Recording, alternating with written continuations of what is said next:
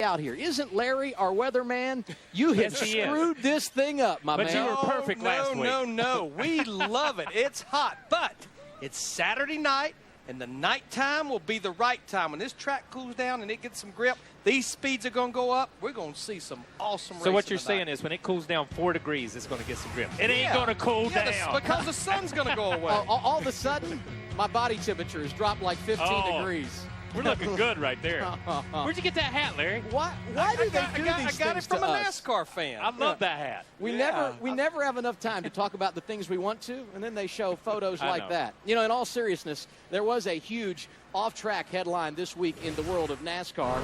We're talking about the championship leader, Matt Kenseth. He's not going to be back with Roush Fenway Racing in 2013. The team made the announcement earlier this week. Defending nationwide champ Ricky Stenhouse Jr. going to drive the 17 next season. Matt has enjoyed some amazing moments driving for Jack Roush. Of course, the headline, 2003, when he brought Jack his first ever Sprint Cup Series championship.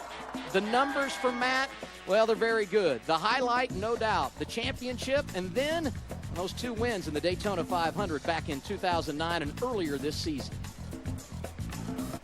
Matt joins us now on Countdown to Green. Matt, thank you for being with us. And I think we all kind of thought you would retire driving that 17 car. So what's this week been like for you? It's been fairly crazy and somewhat nerve-wracking, I guess. So I've been trying to do the best I can, answering the same type of questions. And I'm going to give you one that you've had to answer several times, and that would be, what can you tell us about your plans for 2013? Really nothing except for I'll be in a Cup car every week out here, hopefully. So pretty much I have that all figured up and lined up. Just can't talk about it yet or have an announcement yet. So, but right now, really, our focus is running this fifth third car tonight, trying to keep this thing out or get it up front somewhere. We really struggled really bad yesterday, so hopefully we can get it to the front and get a good finish tonight, and hopefully get some of these distractions behind us, and get to racing and try to stay up front here in the points. Matt, we know your focus over these next 20 races will be to try to win more races and win this championship, and we know you're excited about 2013. But one thing I did hear in your voice the other day in an interview, the little bit of apprehension about this relationship that you and Jimmy Finning have created as a driver and a crew chief, and maybe even going back to a little bit of an agreement you guys made a year ago. Yeah, I mean, that's the hardest part whenever you decide to do something different or leave an organization that you've been at that long. I have a lot of friends over there. I got some family over there, and you got a lot of close people. And in a way, no matter how you spin it, you kind of feel like you're leaving those guys behind, and you feel bad about that. So, yeah, Jimmy and I last year, we've been having so much fun since we've got together. We've been running really well, and we've been able to win a few races and had a lot of cool things going on. So last year I told him I wasn't going to let him quit or retire until I did. So that was kind of our deal going into the year, and I feel like I'm letting him down out of that deal a little bit. Matt, when the announcement came out, I got to be honest with you, I didn't sleep for a couple of nights because I've been trying to work this stuff out in my head. Are we riding motorcycles this coming Tuesday, or is it the Tuesday after Daytona that we're going to Bristol to do the motorcycle ride? No, the Tuesday after Daytona. We're gonna go ride. It's pretty cool. They got a motorcycle group that rides for some of the vets and some of the wounded warriors and things like that. And we're gonna ride up to Bristol. We're gonna do a lap around Bristol. And I'm gonna let you check out that outside lane with your bike. Yeah, I appreciate that, man. Thanks for letting me be the first up next to the wall. No problem. Matt, there be so much talk about a lame duck situation, and here you are, you're leading the points with 10 races before the chase. You won the Daytona 500. We know you want to win this championship, but it would certainly be beneficial for Roush Fenway to sell sponsorship for a young up-and-coming driver to be in this championship hunt.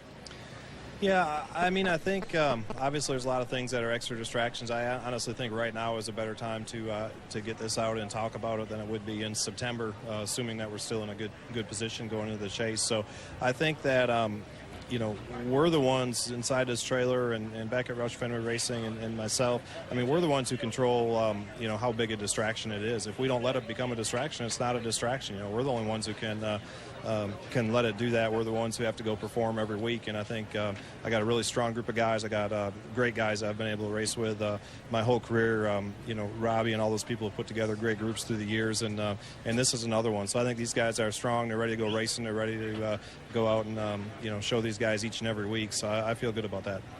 I know it's been a very busy week, Matt. Thank you for being with us. Best of luck tonight, starting 20th here at Kentucky. Yeah, thanks a lot. I appreciate it, guys.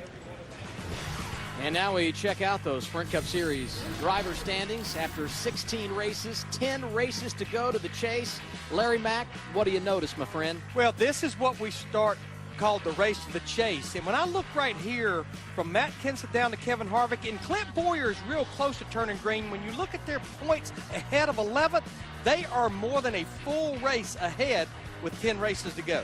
Yeah, and I look at a couple of things. I look at Martin Truex right there with 0 wins. That's important for him to stay in that top 10. And Brad with 2 wins.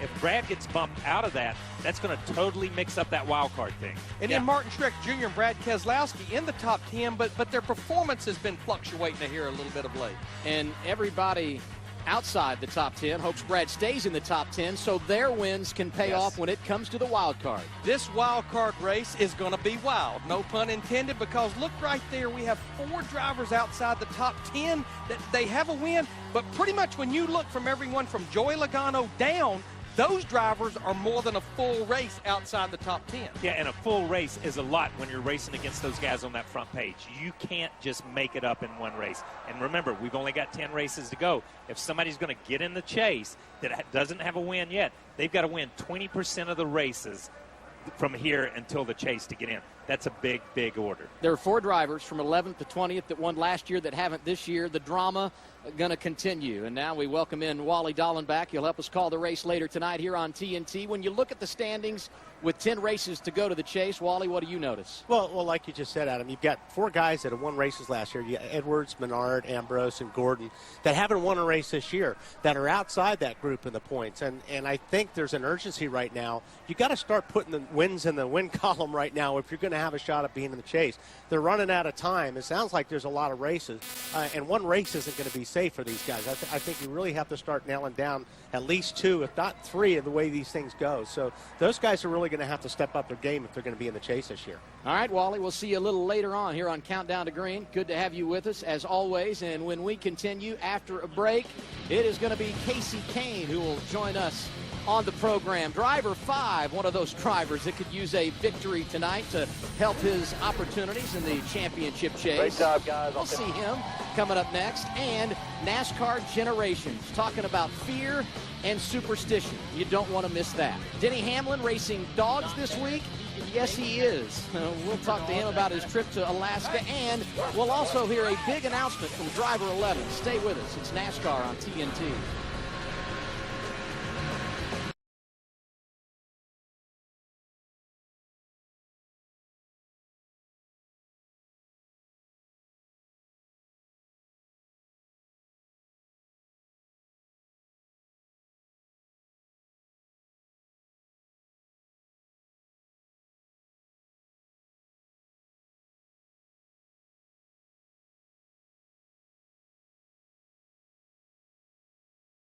A month, guys, since we lost his Twitter NASCAR partnership, hashtag NASCAR. It's going very well. It's a game changer. I know both of you have spent some time there.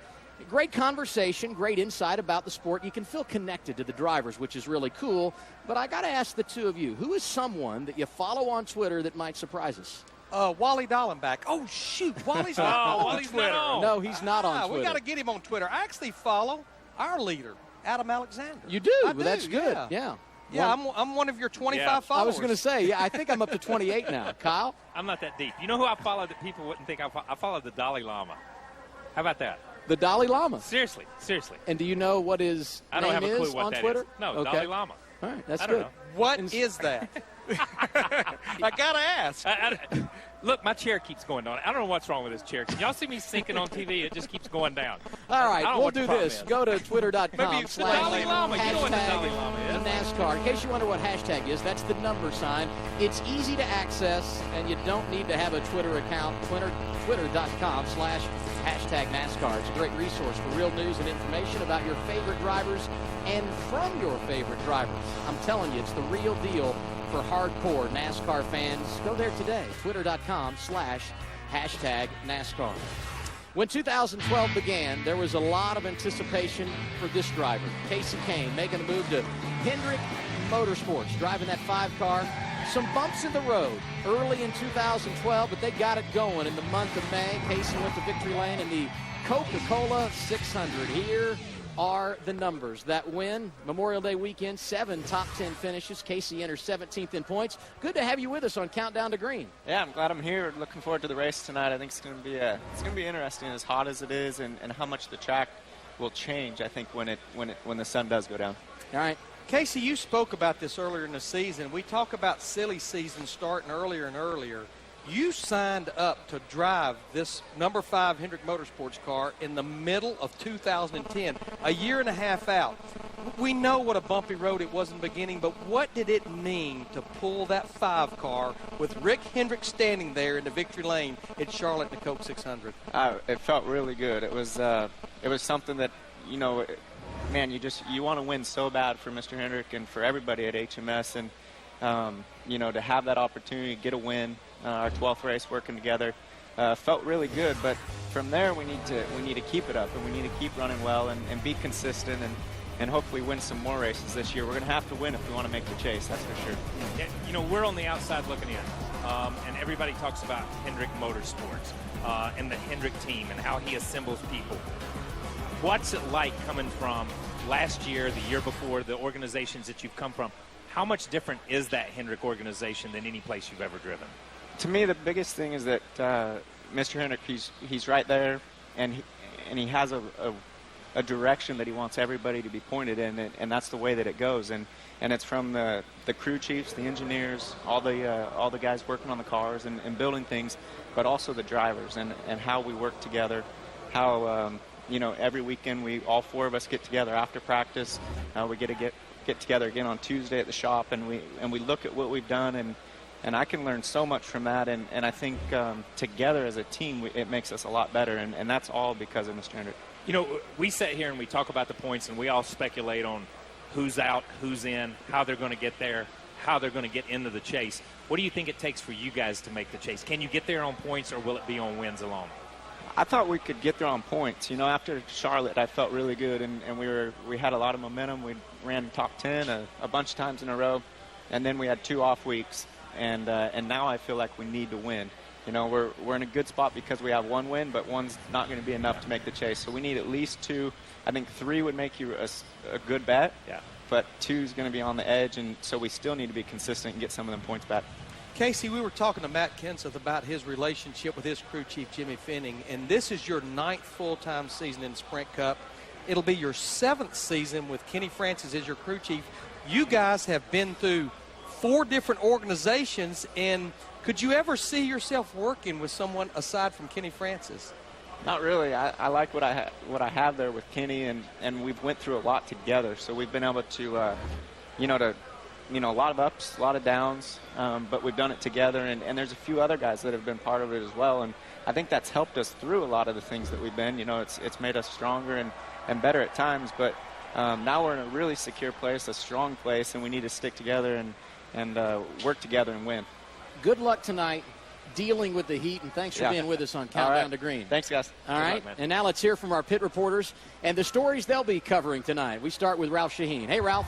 Hey, Adam, down here at my end of pit road, I'm going to have from the entrance of turn 4, down there where Kevin Harvick is, over to Paul Menard partway up here. And one of the cars I'm going to be covering is Kurt Busch here in the number 51. And when you talk to these crew guys here, they are really excited tonight. And the reason is they finally put one together.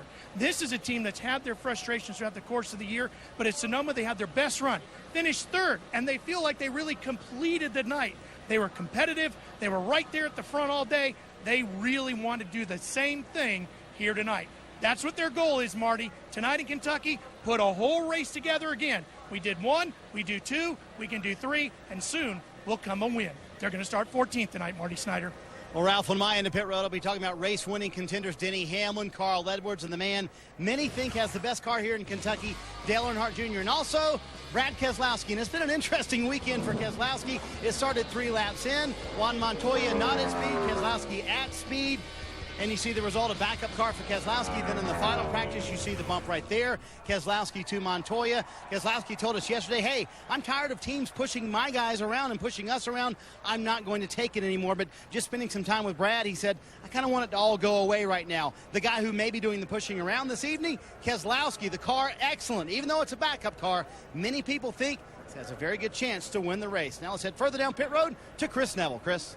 Hey, Marty, I've got Eric Almirola, A.J. Allmendinger, Juan Pablo Montoya, and Regan Smith, all 4 drivers just trying to fight their way into the top 20 in points. And then we've got Kyle Busch over here. He's had a horrible month, but he's always a threat here. I'm going to talk to him later in Countdown to Green. And how about this guy, Clint Boyer? He's had a great month, and he just came off that win at Sonoma. 4 top 10 finishes. He was fast in practice, fast in qualifying, but he also admits he's not a big fan at this racetrack. The plan tonight, just a top 15. And then all the way down at pit exit, Matt Yoakum. Chris, a return to the mile-and-a-half racetracks is a game changer for many drivers, especially our pole sitter, Jimmy Johnson. He already owns a series-leading 16 wins on the mile-and-a-half, and by scoring the pole, he gets the last and probably best pit stall here on pit road. But one of his biggest competitors tonight may be the guy 2 stalls up, Greg Biffle. He's either tied or he leads the series in 2012 on the mile-and-a-halfs in just about every single category. His average finish is 3rd. Both drivers love racetracks where it's hot and slick and you can barely hang onto their race car. And they certainly have a great challenge ahead of them tonight. Adam?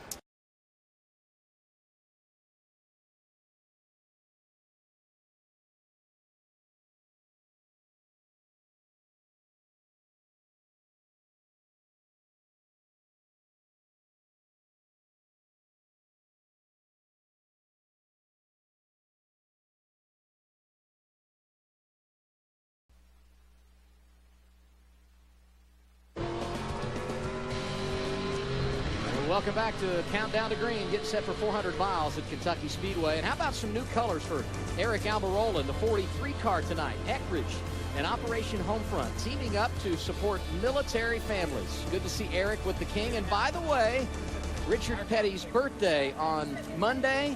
He's going to be 75 years old. Kyle, you done your birthday shopping for your dad? Monday's his birthday. It snuck up on me again. How I can can't it sneak believe up that. on you? It's around the Daytona July race every year. I know, but it catches me off guard every year. Every year. You got 2 days. Shop online at something. NASCAR.com. You know, from its roots in running moonshine and dodging the law, NASCAR racing has always been an exciting but dangerous competition. In this week's NASCAR Generations feature, we talk about how drivers manage their fear and what superstitions and rituals they use in preparation to perform.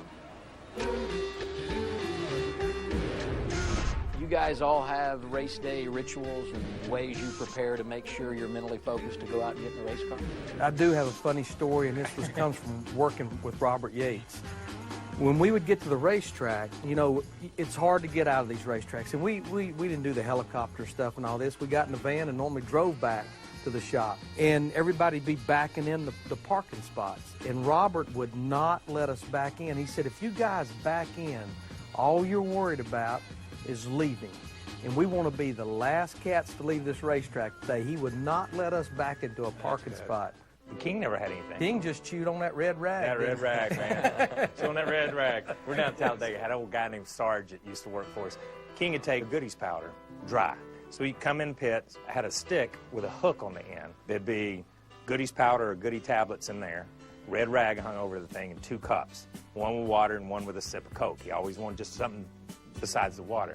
Come in pit, Sarge hands that thing in there, grabs a Coke, it's bourbon and Coke. Sarge been sitting there.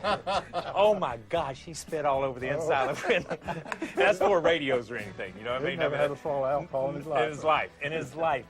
So the old school way is not having any race day superstitions. What about you guys? In my era of driving, you know, at the motorhome and our family, and it's a little bit different, but even then, I'm just most concerned about getting something to eat, maybe stretching. If it's a night race, at this stage, my daughter needs a bath. And there were a lot of night races last year where fire suit tied around my waist, have her in the sink, you know, washing her up in the sink, hand her off to mom, and out to drive her intros. I really didn't have anything. I mean, you did whatever it took to do it. And you never really thought past that. And I mean, 13, peanuts, I mean, green, I've been through it all. You know, it just doesn't matter. I will admit that I was a little bit maybe superstitious as far as the number 11 was concerned. And there were no interstates back then, and so we'd travel down towards Georgia. There's a Highway 11 somewhere through Georgia. Bill, you probably know where it is. But anyway, we'd go out of our way to get over there on that number 11 highway to go to why 11, Ned? Well, that's the number that I raced.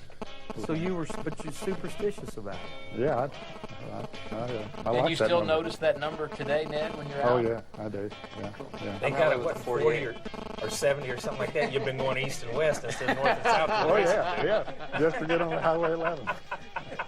Where's Ned tonight? Can't go north and south. He's just going east and west, back and forth. So we go speeds at times over 200 miles per hour with 42 other drivers on track.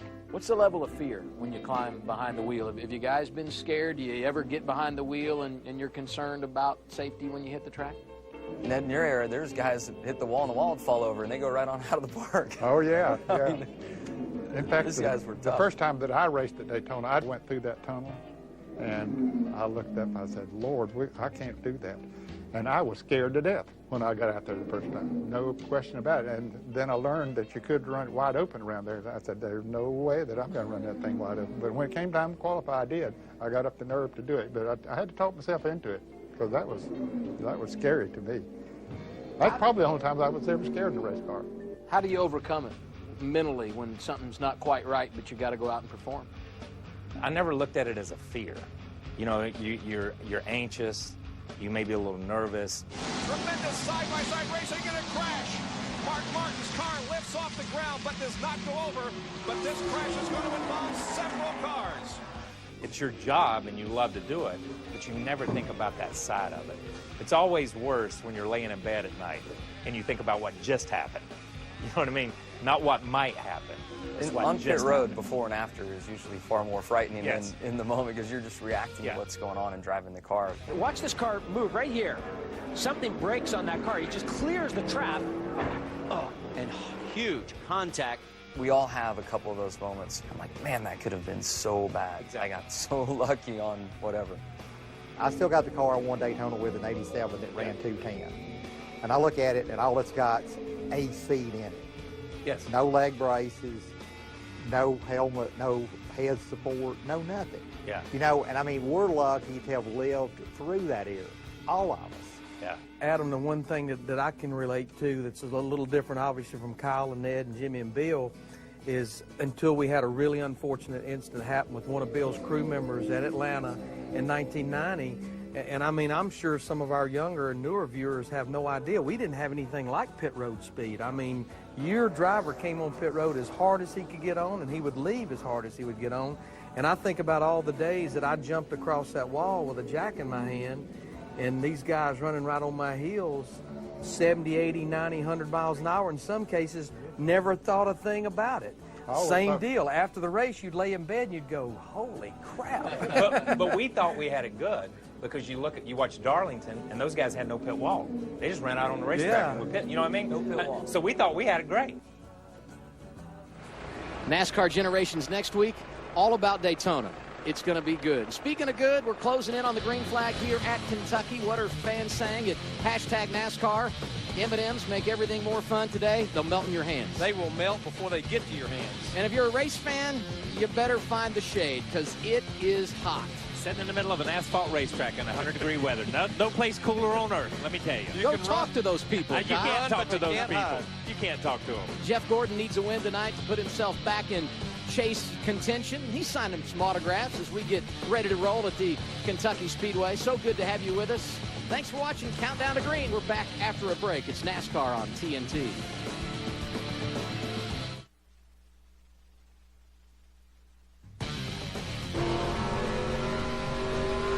Welcome back to Countdown to Green, NASCAR on TNT, Kentucky Speedway. There's Larry Mack's home for this 400-mile race tonight. The biggest thing, I hope, we paid the electric bill where the AC will keep cranking. Now let's come inside and do what we do every week and open up Larry Mack's toolbox and look at this 1.5 mile track we call Kentucky Speedway. We go to 8.5 mile racetracks, and of all those tracks we go to, what makes Kentucky Speedway is so unique is the straightaways are some of the shortest straightaways of all the 1.5 mile racetracks. So what does that mean? That means we spend more time in the corners here than we do any of the other 1.5 mile racetracks. Speaking of the corners, let's take a look at turn 1 and 2. Only 14 degrees of banking. We have short tracks that have that much banking. And right here getting into turn 1 in qualifying, we saw speeds over 190 miles per hour. And the biggest thing, a lot of bumps, very rough at the bottom of the racetrack. Now let's go down to the other end. Turn 3 and 4, same thing again, 14 degrees of banking, and it's almost a 90-degree turn getting into turn 3, and it's very bumpy and very rough the entire corner from the top to the bottom. And also in practice, we saw a lot of drivers get in trouble late exit of turn 4. Should be heavy action there tonight. And let's go down to Ralph Shaheen with a driver that's looking for his first win in 2012. But, Ralph, the biggest thing, he's going to be a dad in a couple of weeks. Yes, he is. Kevin Harvick is going to be a dad in a couple of weeks. Larry, we were just talking about that. He's psyched up and ready to go with that. He's going to start 4th tonight. So let's see. We didn't have much practice this week. Short sessions, short gaps in between. It is hot out here. You really have no idea what the car is going to do because practice yesterday is not going to be anything like the racetrack tonight. So now what? Well, you just have to make your best educated guess on, last year's race and what we had in the nationwide race last night. So hopefully we did that, and our Budweiser Chevrolet can run good all night and get us a solid finish. Well, and you got some special paint on your Budweiser Chevy this weekend, too. The Folds of Honor is a great charity that Budweiser's a part of. Tell me about what you guys are doing there. Yeah, Budweiser supports the Folds of Honor organization. We had a group come to the shop this week, and we're able to give them tours and show them what we do on our side of the world. But it's great to have a sponsor that supports our military, and they donate up to $2.5 million to the Folds of Honor organization. So it's fun to be a part of, and always great to support our military. Larry, that Folds of Honor charity, what they do is they help military men and women who are either killed or disabled in action fighting for our country. They make sure that their family members left back at home get the education they need to continue their lives. It's a great charity. Ralph, just another unbelievable program that a NASCAR driver is a part of. Now, we're here at our TNT Torque presented by Toyota with Kyle Petty. And, Kyle, we've talked about it in case you hadn't heard. It's a little hot here for this race tonight. But we're going to run as much tape on the nose of our car from an aerodynamic reason. But as your crew chief, I'm probably going to be hammering on you about take a look at the oil and water temperature. That's going to be critical tonight. Yeah, and you know, they've seemed to get better and better with the water, managing the water temperature with the tape. Oil temperature is something totally different, and I know there are a lot of people that are concerned about the oil temperature and the temperature, ambient temperature outside tonight. Now, speaking of the ambient temperature outside tonight, you can see with our TNT thermometer, it's 100 degrees. But inside that race car, and we're going to see this, I think, in Tony Stewart's car tonight, probably close to 140.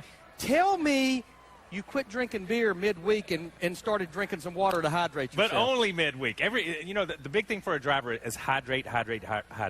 And coming out of Sonoma, these guys started on Monday. Unless you're Clint Boyer, who had his foundation thing on Tuesday, then Clint Boyer started on Wednesday. So he's a couple of days behind. But you look at guys like Brad Keselowski. He's run 2 races already this week. Thursday night, Friday night, and now he's got to run the Cup race. So when you look at it, I don't know how he's going to stay up with that hydration. But the other guys, it's all about just keeping the fluids in you and being coherent when you're out there, because once you get dehydrated, it gets ugly. Yeah, and probably one of the most important tools we're going to have tonight will be your cool box. Going to put cool air into the helmet. Now, Kyle, I know when you and I were racing and we would race at night and the track would start cooling down, conventional wisdom, it's going to tighten up. But watching the Nationwide Series race last night, same tires we run tonight, it's almost like the cars got looser and the crew chiefs had to start tightening the cars up. I don't think there is conventional wisdom anymore. And the old cars that we used to run, it was all about mechanical grip. This is aero grip, more so than mechanical grip. And I don't think the tracks do the same thing that they did when you worked on them and when I drove them. So I think it's a little bit scary for these guys coming to a place where it's been this hot and it is going to cool down. What is this thing going to do? Yeah, even if our car is leading, we're going to have to stay on top of this ever-changing racetracks, and we're going to have to make adjustments just like Dave Rogers did last week. We need to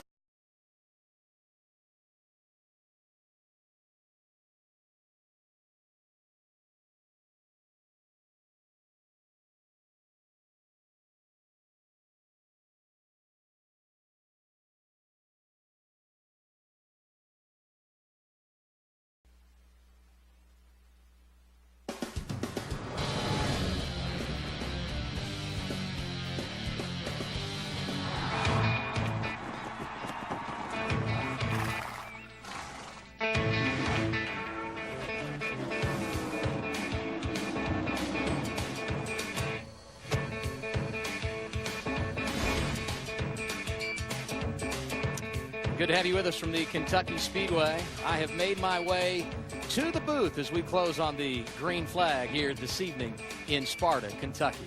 You know, it's been a tough couple of weeks for Denny Hamlin, back-to-back DNFs. But he's not worried. It's an all-new year in 2012 for driver 11. Remember, back in the spring, he spent some time at the Masters with his golfing buddy, Bubba Watson. And earlier this week, he was racing dogs in Alaska. Yes, our Marty Snyder along for the ride.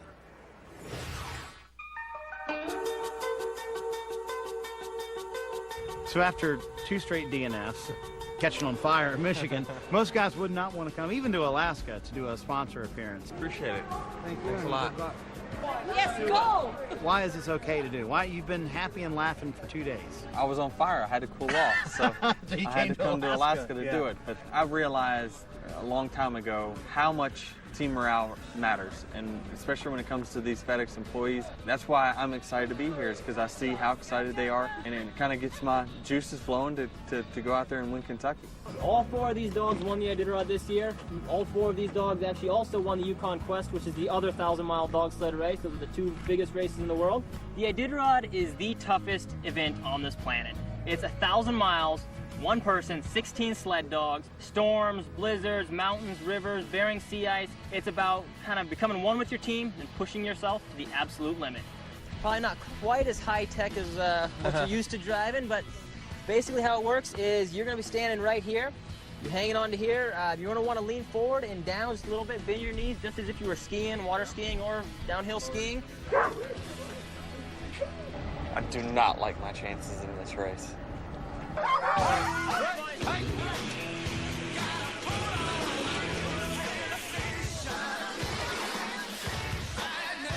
We kind of slid into him, pushed him into the wall there. Hamlin, you're used to people putting you in the wall, right? So you were okay. Yeah, I'm used to it, so no hard feelings. His sled control is amazing, isn't it? He's like on the ground. I thought he was going down. Even in defeat, Hamlin's attitude is completely different these days. It seems like I'm not bothered nearly as bad this year of the bad finishes. I would be just destroyed if this was a few years ago. In fact, just 2 years ago, with 2 races left in the season, Hamlin led the title chase by 33 points. The poor fuel mileage and a questionable call on pit road at Phoenix cut his lead to just 15, leaving Hamlin deflated and demoralized heading into the championship race. I never felt it. You never felt like you were going to win? Never did. I never pictured me holding up a trophy. It just never crossed my mind for whatever reason. Did you try to envision it? Did you try to bring it forth? You know, you try to get those emotions going, but it just, you can't fake it. If you don't feel it, you don't feel it. Oh, trouble, and it involves Hamlin. The championship points leader goes around, and can he save it? Caution is out. He keeps it off the wall. We're going to need 4 tires. Come on around. The defeat was so mentally devastating that Hamlin sought help from a sports psychologist.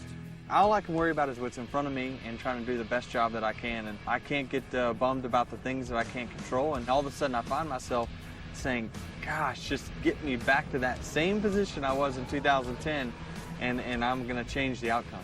Hey!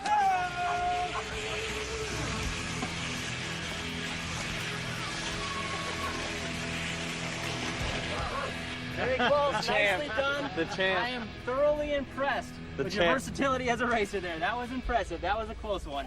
This year, Hamlin's confidence is soaring, bolstered by the addition of last year's championship crew chief, Darian Grubb. We feel like we can win everywhere we go. And so we know when September comes and we got to put our game face on and really step up our performance, we feel like it's going to be there.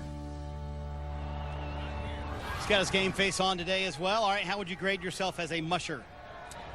I think I did all right. I didn't lose my balance as bad as Dallas did, but no, it was a lot of fun.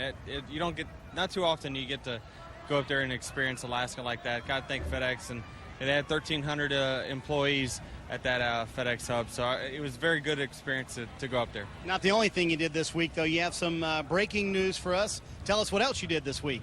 Yeah, we announced on my Twitter just a few minutes ago that signed an extension with Joe Gibbs Racing, and just proud of all the effort everyone put in to get me signed, and really for myself, it's great to know where you're going to be for the foreseeable future, and know that if I'm going to win a championship, I know it's going to be with the team that I'm with. And so proud to be with FedEx, proud to be with Joe Gibbs Racing, and hopefully we'll get them a win tonight.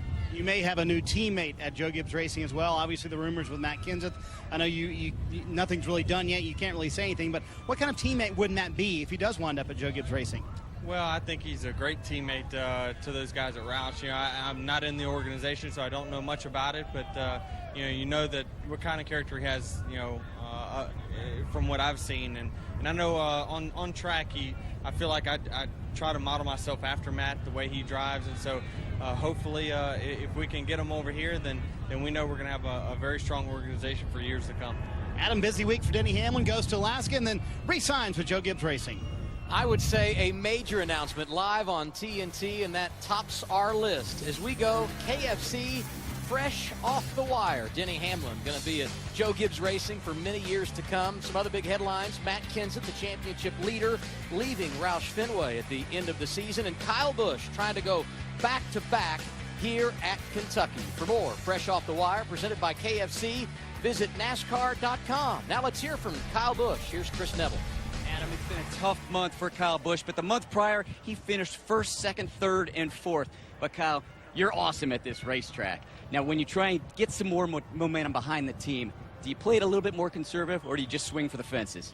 Well, I think you just kind of do the things that you've done already this year that you've been successful with. We've had speed in our race cars and whatnot, so you just come out here to Kentucky, a place that we've been successful at, like you mentioned, last year winning the inaugural race here, and pumped to be back. Hopefully starting up front's good momentum for us, and we can keep our car up there and bring this red, white, and blue M&M's Camry back to victory lane and dominate Kentucky once again. The 18th rolling off second. Adam? Chris, he's going to be a strong one tonight, no doubt about it. Time now for today's NASCAR Nationwide Series recap, brought to you by Nationwide Insurance. Last night, Austin Dillon taking the 3-car to victory lane for his grandfather, Richard Childress. First win for him in nationwide competition.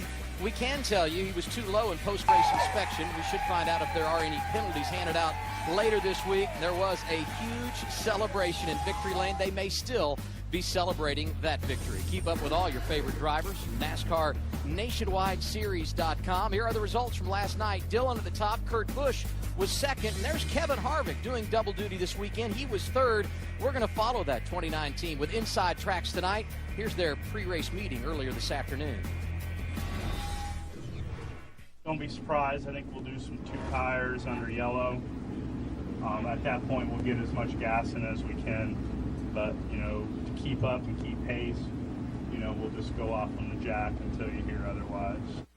Built in a fair amount of adjustment. We got rubbers in both rears. Got a pull tab on the right rear shock to tighten up your close off. Probably Austin, I'd have some pieces made up to add to the grill as we go tonight. And, you know, other than that, we'll just go out there and execute and have a good day, put last week behind us, and just have a good day, get some points back.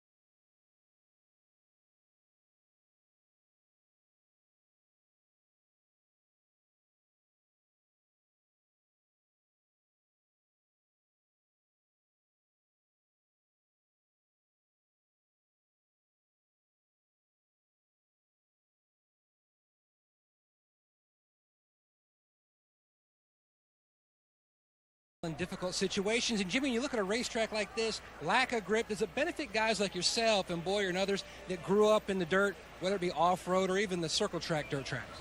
It doesn't hurt any. You know, we drive these cars so much straighter than you really do a dirt car, but you know, the element of being uncomfortable and sliding around is something I think that carries over from the dirt racing into stock car racing and out here on this hot slick track. So I hope my skills come into play tonight and I can get the slow Chevrolet to victory lane. Got a cool looking race car, and looking forward to a great night. When you look at a racetrack like this and it's relatively new, lack of data, does it make the window wide open for a lot of people to have chances for the win, or does it narrow it up?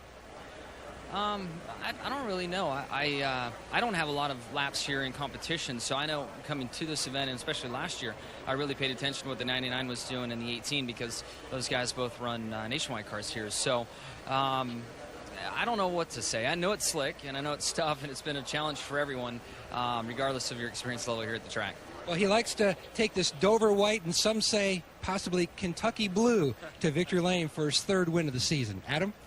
He would be a popular pick tonight, Matt. There is no question about that. Jimmy Johnson always good at the mile and a half. And speaking of picks, let's look at the standings after 3 races. Our TNT experts, I guess you can call them that. Wally Dallenbach leading the way. Larry McReynolds only 85 points. The reason why, a couple of weeks ago, he picked Casey Kane. Kane involved in an accident. So with that, Wally, Larry who better are you win taking? some races if he's going to get back to this chase deal. Who do you got tonight? You know what?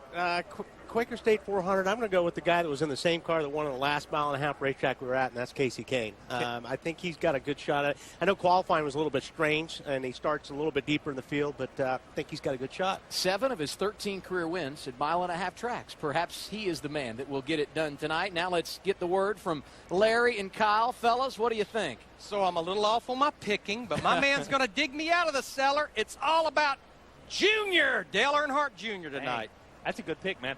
I'm going to go with my man who won the race last year on the road course, has never lost a party in his life, Clint Boyer, in that 15 car to do 2 in a row right here. Is Kyle having trouble with his numbers again? Yeah, it was last week, wasn't it? Last week. Okay. 2 in a row. 2 in a row. Kyle 6 in a row. 5 partying in with a Clint row. Boyer. We'll find out who's going to be partying tonight with that trophy. Thank you for watching Countdown to Green. Opening ceremonies next on TNT.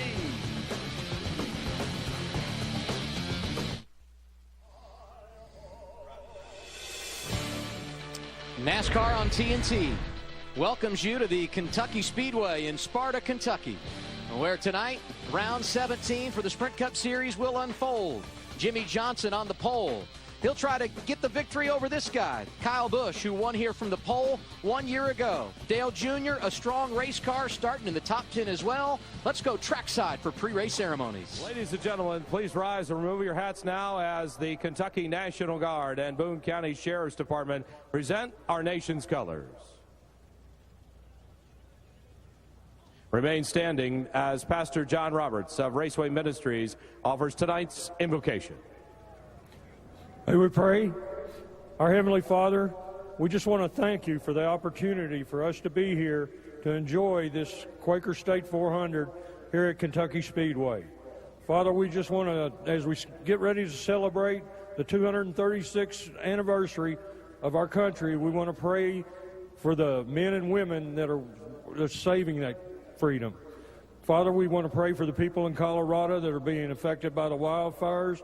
We pray for the firemen that are working on that. Father, we just want to give you all the praise and all the glory for all that you do for us. Amen. Here to perform our national anthem, please welcome Mercury recording artist, country music star, and Kentucky native, Laura Bell Bundy.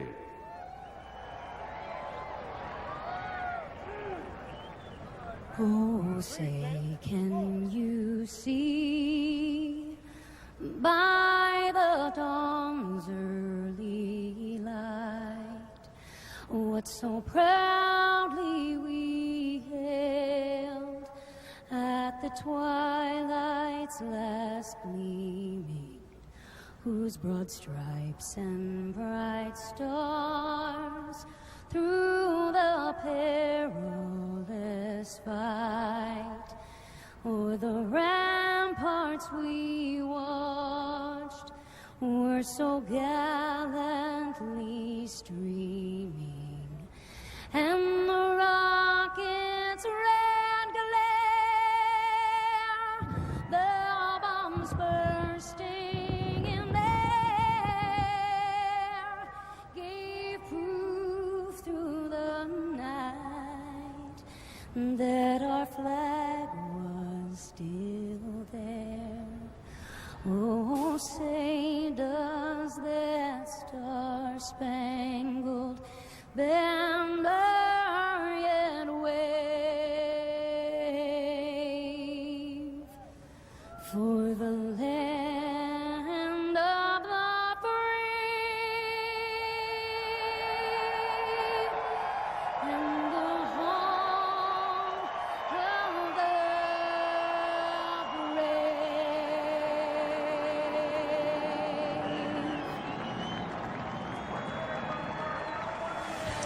NASCAR's fastest horses ready to make a run through the bluegrass. NASCAR on TNT has the command after a break.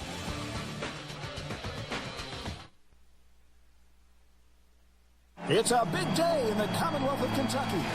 Once again, the superstars of NASCAR will be battling it out wire to wire in a place world famous for horse racing and chicken. Today, KFC proudly presents TNT's coverage of NASCAR Sprint Cup racing from Kentucky Speedway. So grab a bucket of the Colonel's famous original recipe or Kentucky grilled chicken recipe. Then sit back and enjoy a new breed of Kentucky horsepower. It's NASCAR and KFC. Today is a KFC day, and today tastes so good. NASCAR on TNT, ready to bring you live coverage of Sprint Cup Series racing presented by KFC.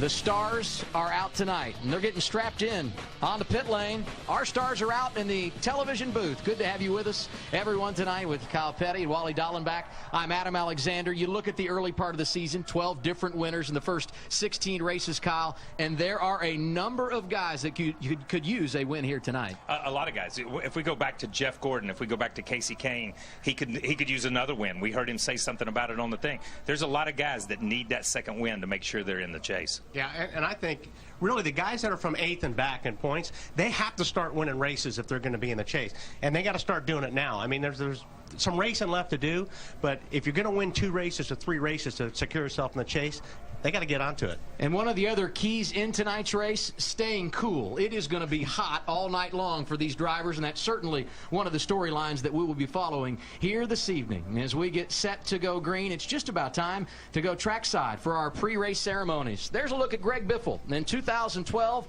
he has been the man at mile-and-a-half racetracks. He won at Texas earlier this season, and he and all the others are going to try and run down Jimmy Johnson. That 48 car on the pole. And Chad Knaus working on a strategy that will deliver him an opportunity to go to victory lane. Jimmy, one of the 4 drivers this season that has 2 wins. Now it's time to send it trackside for the command of fire engines here at the Kentucky Speedway. Race fans, it's time for those most famous words in motorsports. Here to give the command, please welcome our Grand Marshal, Quaker State Vice President of North America Key Accounts, Steve Rendell. Gentlemen, start your engines.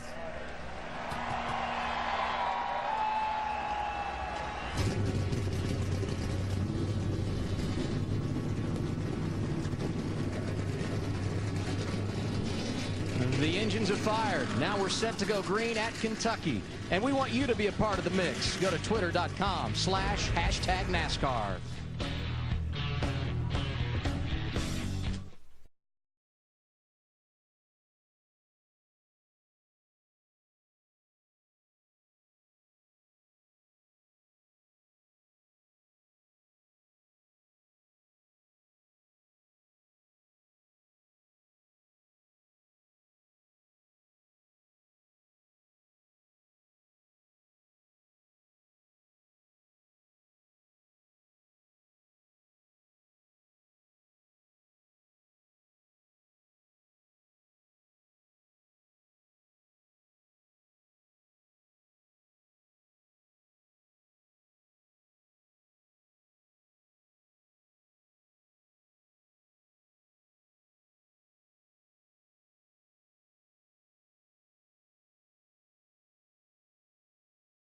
Here we go. NASCAR on TNT, live in the Bluegrass State, the Commonwealth of Kentucky, hosting round 17 tonight. It's NASCAR Sprint Cup Series Racing, presented by KFC. One of the big headlines all weekend here has been the weather. And as we close on the green flag, 88 degrees. Track temperature down to 115. It was over 130 earlier. The forecast for this evening, partly cloudy skies. Perhaps that will help the fans as they settle in before the sun goes down. So which driver will be the fastest out of this week's top qualifiers? You got Jimmy Johnson, Kyle Busch, Denny Hamlin, Kevin Harvick, the front 2 rows. Text FAST to 34763 or go to attfastestdriver.com to play. Brought to you by the nation's largest 4G network, AT&T. Rethink possible.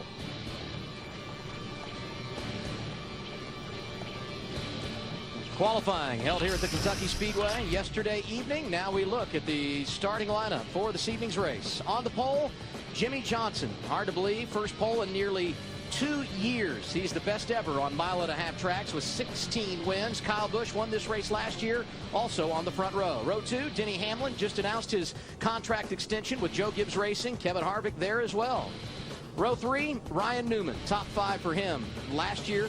And Clint Boyer led 71 laps en route to his first win of the season a week ago. And there he is, Dale Earnhardt Jr. starting 7th, won a couple of weeks ago on the Oval at Michigan. Brad Keselowski to his right at the start. Jeff Gordon, 6th in this race last year, 18th in points. He needs a win if he's going to be in the chase. And Martin Truex Jr. in the top 10. He'd like a victory as well. Greg Biffle, 2nd in the championship. Awesome all season long at mile-and-a-half tracks. He rolls 11th. Right next to the man who won the pole the last 2 weeks, Marcos Ambrose.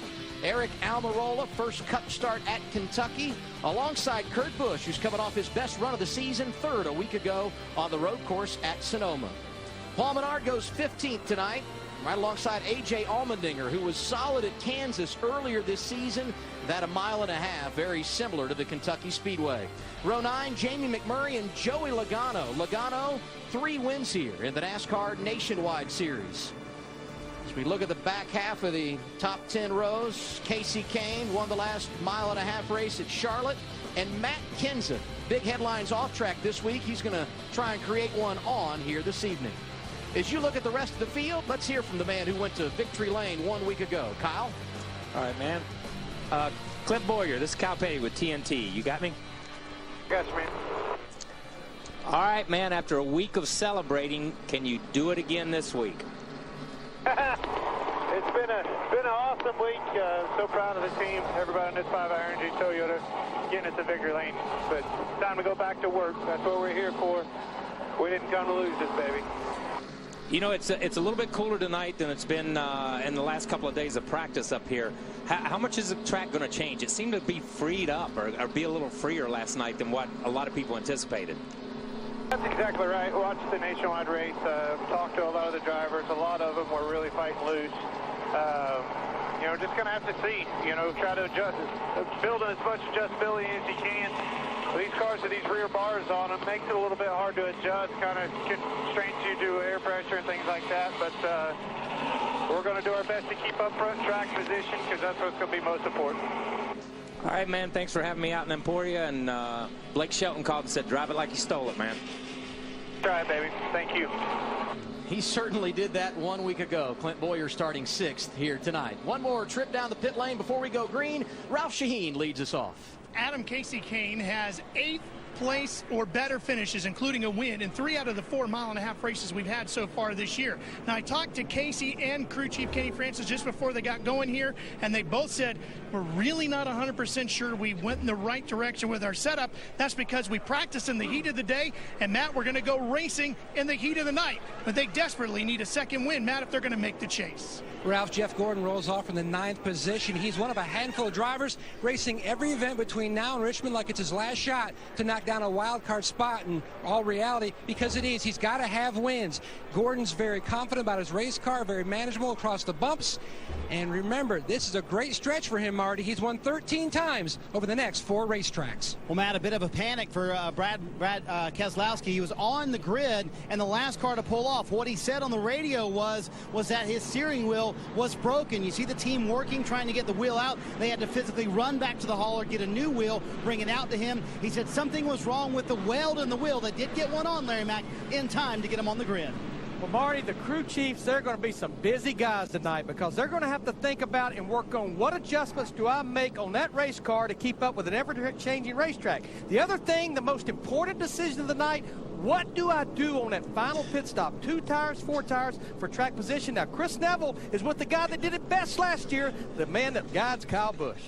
That's right, Larry. David Rogers has won here with both Kyle Busch and Joey Logano. And, David, you're looking at that final pit stop. If you're running up front, do you make an adjustment on the car, a little bit longer stop, or do you keep track position, short stop? Well, the track position is always key, but it depends on the situation. You know, how strong is your car, how many laps you have on your tires when that final yellow comes, how many laps to the end, how much fuel do you need. There's a lot to factor in. You know, how many cars on lead lap. A lot of variables to factor in, but you're not going to voluntarily give up track position for anything. Good luck tonight. Thank you. No question about it, Chris. 1 year ago when Kyle Busch went to victory lane, track position was key. You got to be out front at Kentucky. Our race analysis for tonight, 400 miles, 267 laps, pit road speed, big, 45 miles per hour. You likely will see some green flag pit stops here, and the pit window between 46 and 50 laps. It's been a while, but the Sprint Cup Series ready to go racing in prime time. Under the lights at Kentucky Speedway. The front row, Jimmy Johnson, Kyle Busch. Denny Hamlin, Kevin Harvick on row 2, Ryan Newman, Clint Boyer on row 3, Dale Earnhardt Jr. and Brad Keselowski on row 4. The fans come to their feet as we go green in the bluegrass.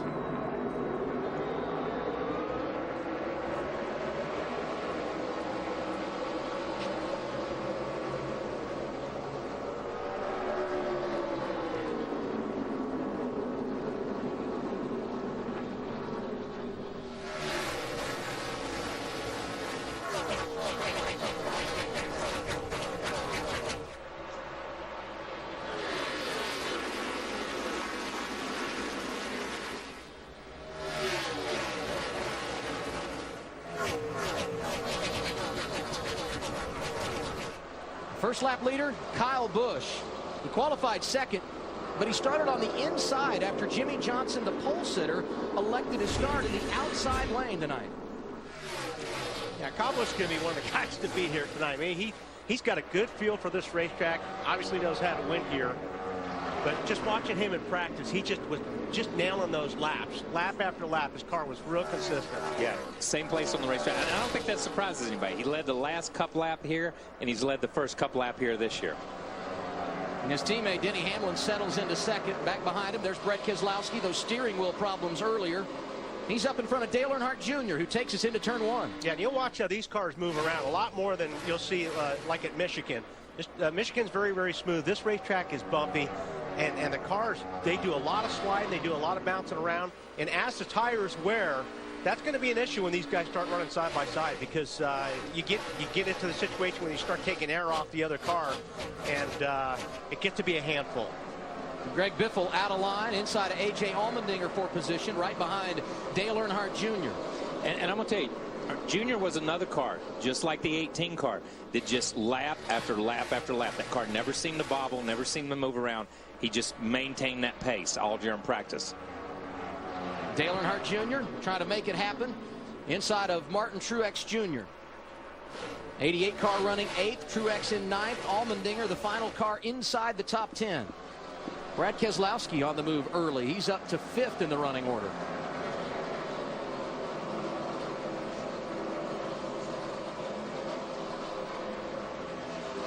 Brad Keselowski looks good early on track. Marty, what are they saying on the radio? Well, just talk about that steering wheel issue. What it turned out to be is that the wrapping around the wheel itself was moving around on the wheel. So I guess A, Wally, good catch by Brad, but B, if he wouldn't have caught it, how much of a handful would that have been all night long? It would have been bad, Marty. And you know, when you get in the race car and you put your wheel on, the first thing you do is you pull the wheel back towards you to make sure that the wheel clicks on that coupling.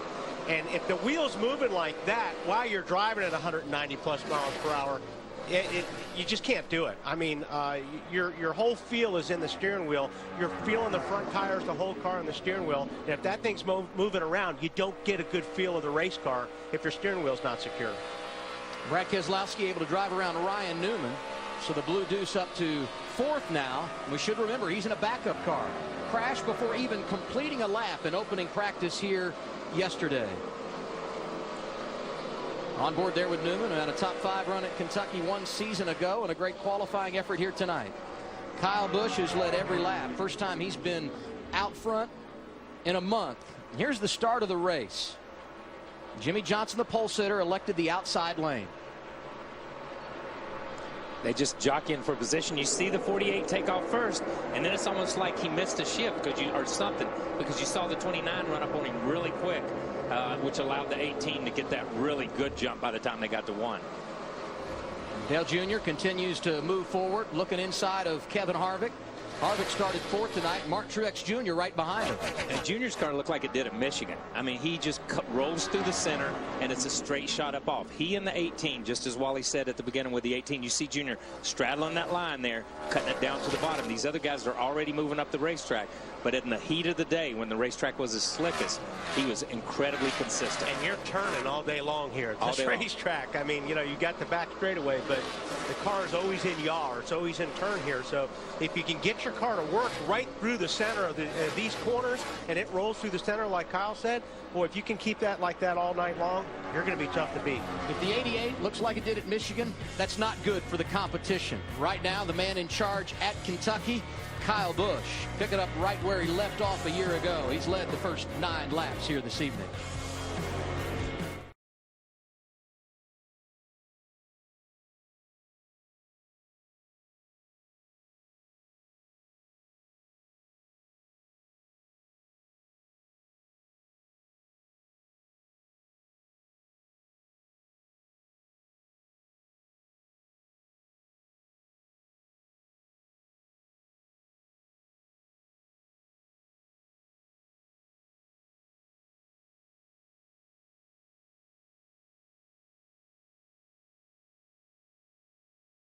Early at Kentucky Speedway, he has led the first 15 laps. That's Denny Hamlin, his teammate.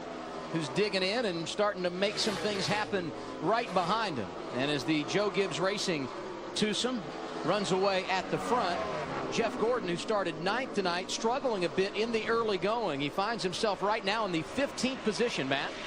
Adam, he dropped back to 17th. He's picked up 2 spots. Gordon, almost from the onset, he said his car is just pounding the splitter. Track temperature's down dramatically from what it was in practice yesterday. Gordon said, I am plowing, and where he is really losing a lot of time is on entry into 3. Struggles early on for the guy who finished 10th a year ago. And right now, Matt, he's working over Matt Kenseth. He gets by for the 14th position. Time now for Ram, no guts, no glory. 10 races to go to the chase. There are a number of drivers who need to win, period. On that list, Jeff Gordon. Yeah, and Jeff Gordon does. And we heard Casey Kane and Countdown the Green say, you know, he thought it was going to take 2 or 3.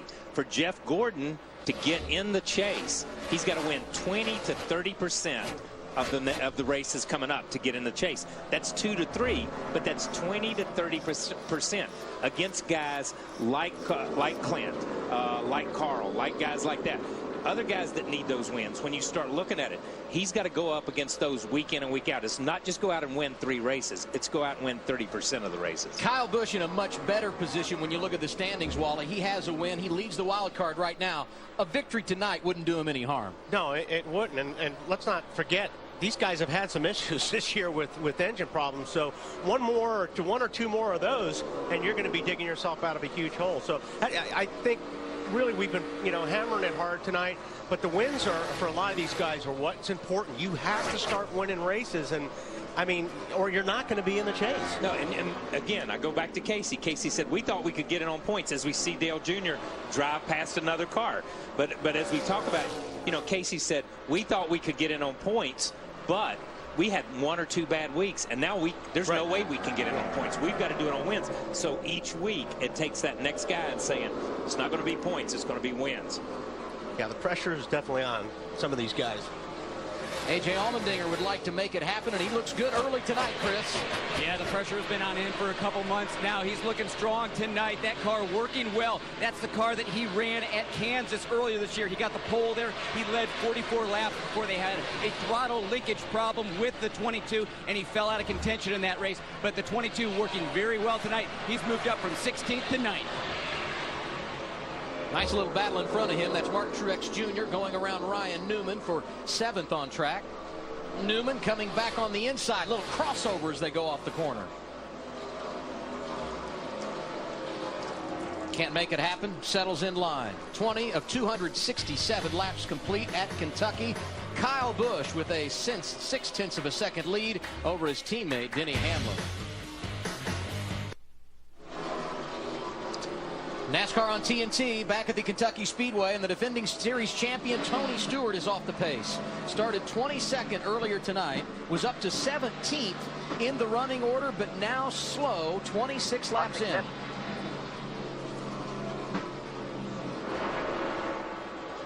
And as he limps back around to pit lane, there's Brad Keselowski continuing to pick him off. He's up to 2nd around Denny Hamlin.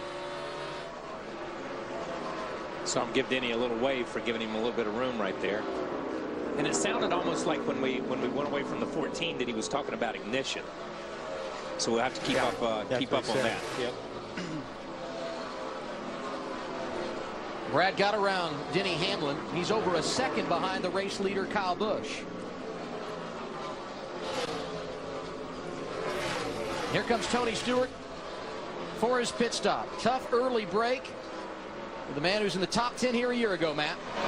And Tony Stewart just told Steve Addington that when he starts to give it throttle, the engine starts to shut off. It's barely idling. They're going to top it off with fuel.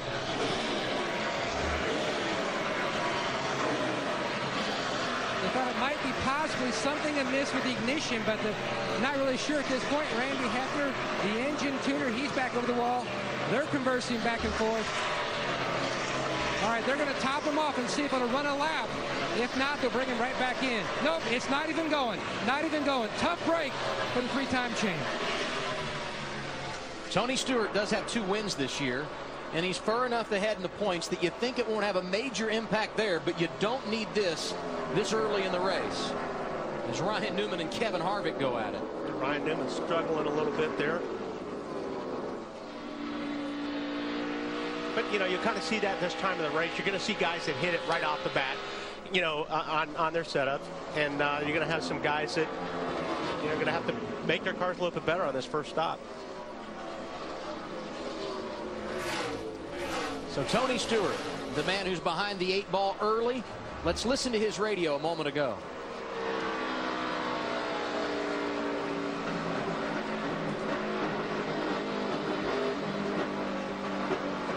All right. No, we're not. I don't know what's going on here. Won't go.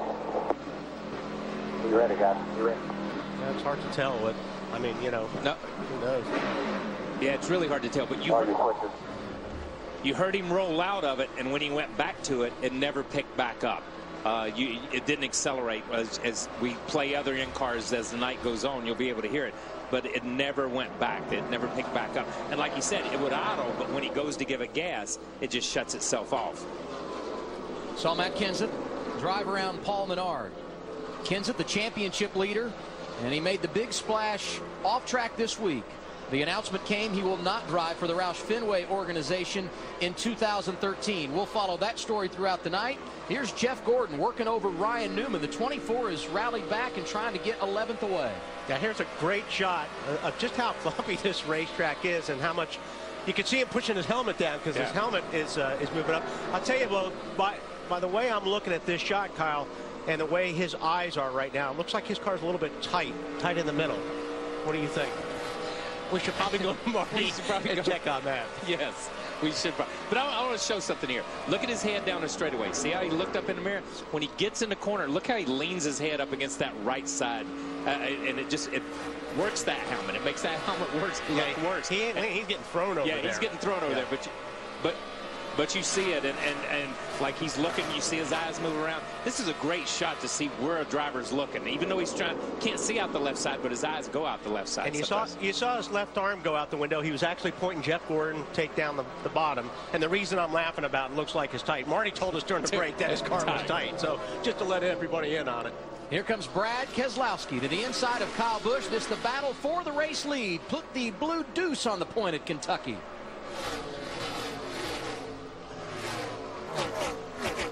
Brad Keselowski led 79 laps here a year ago. That was second to Kyle's 125. And I don't think anybody on the racetrack has run more laps here this week than Brad. Yeah. Because he ran the truck race, he ran the nationwide race, and now he's in this race. We talked about him a little bit in pre-race, just being hydrated and being ready. And obviously when they dropped the green flag, he as a driver was ready and that team was ready. And Tony Stewart has now gone to the garage, Matt. They have pushed him behind the wall, Adam. At this juncture, they're going to change the throttle body on the 14 machine. But his chance for a win here at Kentucky, one of only 2 places he's never won, not going to happen tonight. Log on to NASCAR.com to experience TNT Race Buddy. Presented by Frost Brewed Coors Light, the official beer of NASCAR. Race Buddy has 10 cam reviews, reports from Miss Coors Light, and more. Brad Keselowski, your leader at Kentucky.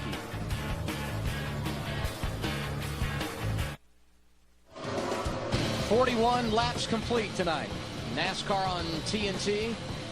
Proud to bring you Sprint Cup Series Racing, presented by KFC.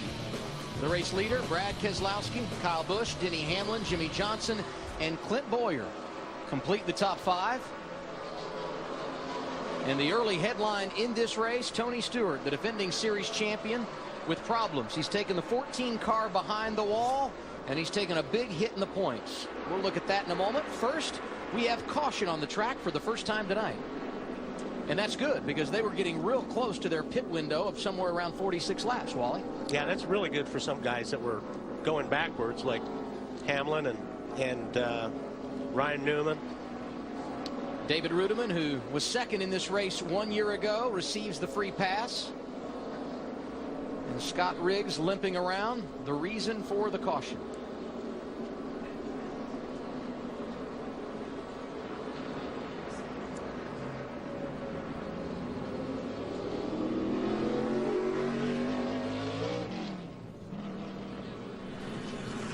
Track position was huge at this racetrack a year ago.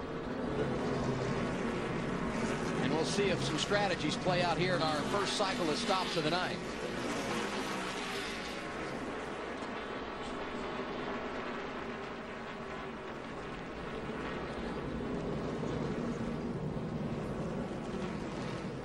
Pits are closed this time around, so let's see what these guys are thinking for their first time down pit road. Marty Snyder? Well, for the leader, Brad Keselowski, his car started a little bit too tight. He got free towards the end of the run, and Paul Wolfe just asked him, what do you want to do to the car? He said, I don't know, Paul, we're pretty good right here. I wouldn't touch it. I would say he's pretty good. He was faster than everybody by about 3/10. Expect everybody here, since it was a full fuel run, to take on 4 tires. Chris?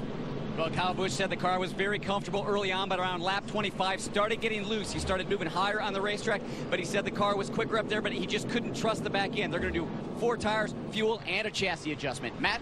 Our pole sitter, Jimmy Johnson, he was tight rolling through the corner early on, and then he says the car just not as consistent lap after lap. One lap, it really grabs the racetrack, gets good grip, and then it doesn't quite the next lap. Look for a chassis adjustment, Ralph, when he hits his first stall down here in turn 1. Well, Matt, Martin Truex is saying that he needs more front grip without hurting the rear grip, so they're going to do an air pressure adjustment to this car. The other thing he said was that he feels like he just has too much wheel in it. Of course, they're going to take tires, 4 of those, and fuel at him. Ralph, the first pit stops of the night going to come at lap 44. Before the leaders come down pit road, Tony Stewart going to head back out on track. Let's listen in as these drivers make their way to the pit lane. That thing still isn't That still running. sounds terrible. Yeah, it's just not running.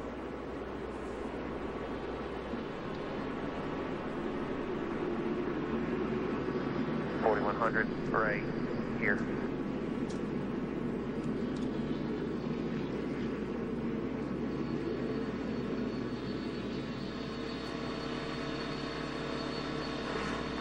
Away.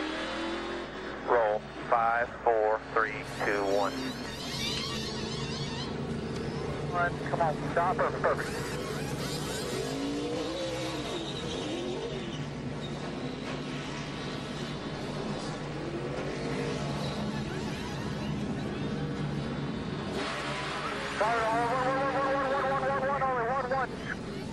Come on up, 4,100, come on up, 40. Outside. Couldn't come to the racetrack tonight. Inside tracks, making it feel like you were here. First pit stop's done this evening. We'll reset the field when we return.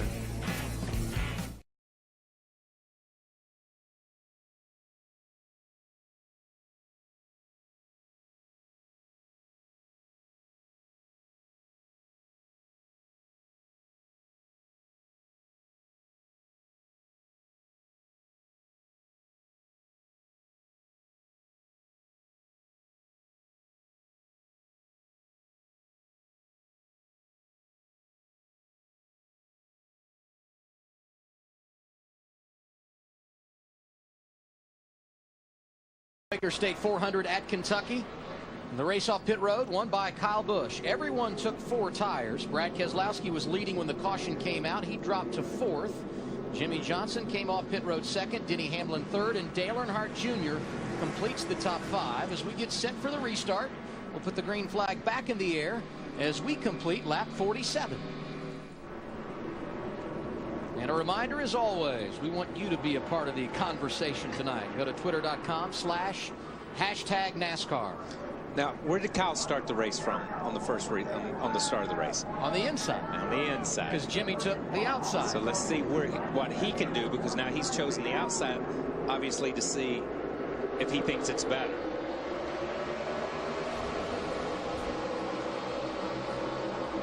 I think we got our answer. Yeah, obviously he has the advantage of being able to start the race on the outside, but still I think he felt like his car was better on the outside. It was just impressive that he took the lead on the first lap from the inside line.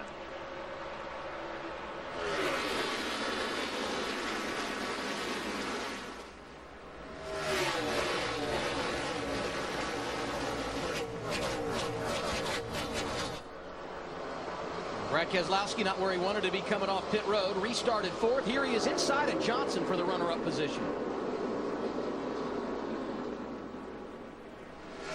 Kyle, you mentioned earlier, this is 3rd race of the weekend here at Kentucky. second on Friday evening in the Truck Series race. Top 10 last night in nationwide competition. That extra track time paying dividends for BK.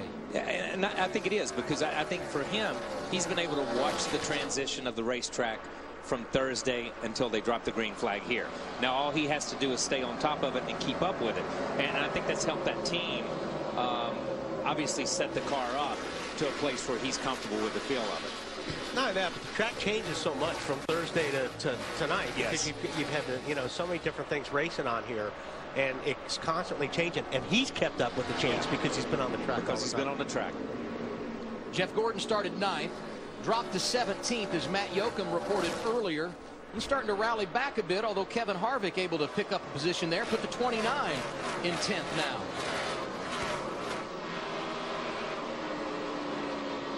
On board here looking back at Gordon, and right behind him Ryan Newman, another driver that's gotten shuffled a bit in the early going. Yeah, I think the caution will be good for Ryan. We'll see if they made an adjustment to help, because as Wally said when we were looking at the in-car camera, Marty had reported that the car was tight and he was losing ground. He was losing 1 or 2 positions, it felt like, every 10 or 15 laps. So the caution obviously can help him. Newman trying to get around Gordon here. Harvick has already accomplished that since the restart. 39 working that inside lane off turn 2. Can't make it happen. And that's tough when you get on that inside lane and try to drive up off of turn 2 here. It's the fast way around the racetrack when you're qualifying, but when you get ready to race, you want to be able to carry that momentum. We talked about this being a momentum racetrack. And you talk about momentum. Casey Kane has taken a hit in the last 4 weeks. After 7 consecutive top 10s, that win at Charlotte on Memorial Day weekend, here comes the 5 for an unscheduled pit stop. Ralph? They're going to work on the right side of the car. We'll see if they put 4 on it. They will. This is, of course, like everybody else, not sure what they had. We talked about at the top of the show, not sure about their setup, and away he goes. We'll check on these tires, see what the issue was. Yeah, he must have felt like he had a tire or something going Yes. down for him to come in and change 4 tires. Yeah, and that quick after a pit stop, he may have felt like he had one loose. You know, and we'll have to stay on top of that, because that was obviously a tire issue. They never made a chassis adjustment. They never did anything. They went straight to the right side, straight to the left side. And when you change 4s, because you really don't know which one it is. Sometimes you have an idea what it is, but Casey didn't know where it was. He just knew the car didn't feel right, so they went ahead and changed 4. He was 13th, now he's 36th, 1 lap down. On point, Kyle Busch. 54 laps complete at Kentucky.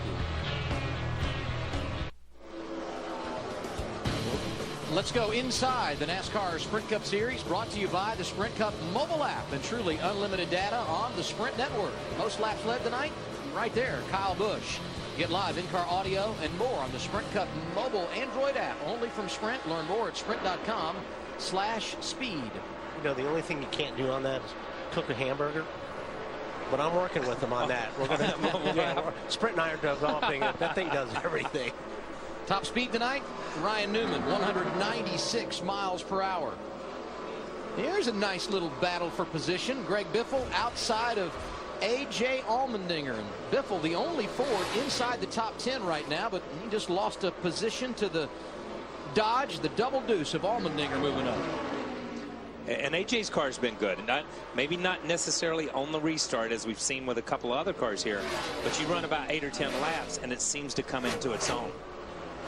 Problem is, those guys that are taking off from the start, they'll put you about 6-7 seconds on before your car starts coming in, and that's a lot of ground to make up. Martin Truex Jr. also able to drive around Greg Biffle. All those drivers inside the top 10. Jeff Gordon back there now as well. Another one of those that appears to struggle at the start of a run, but then rally back a little bit as we continue under green. Tony Stewart back out and running, but he's 41st, 34 laps down after those early problems.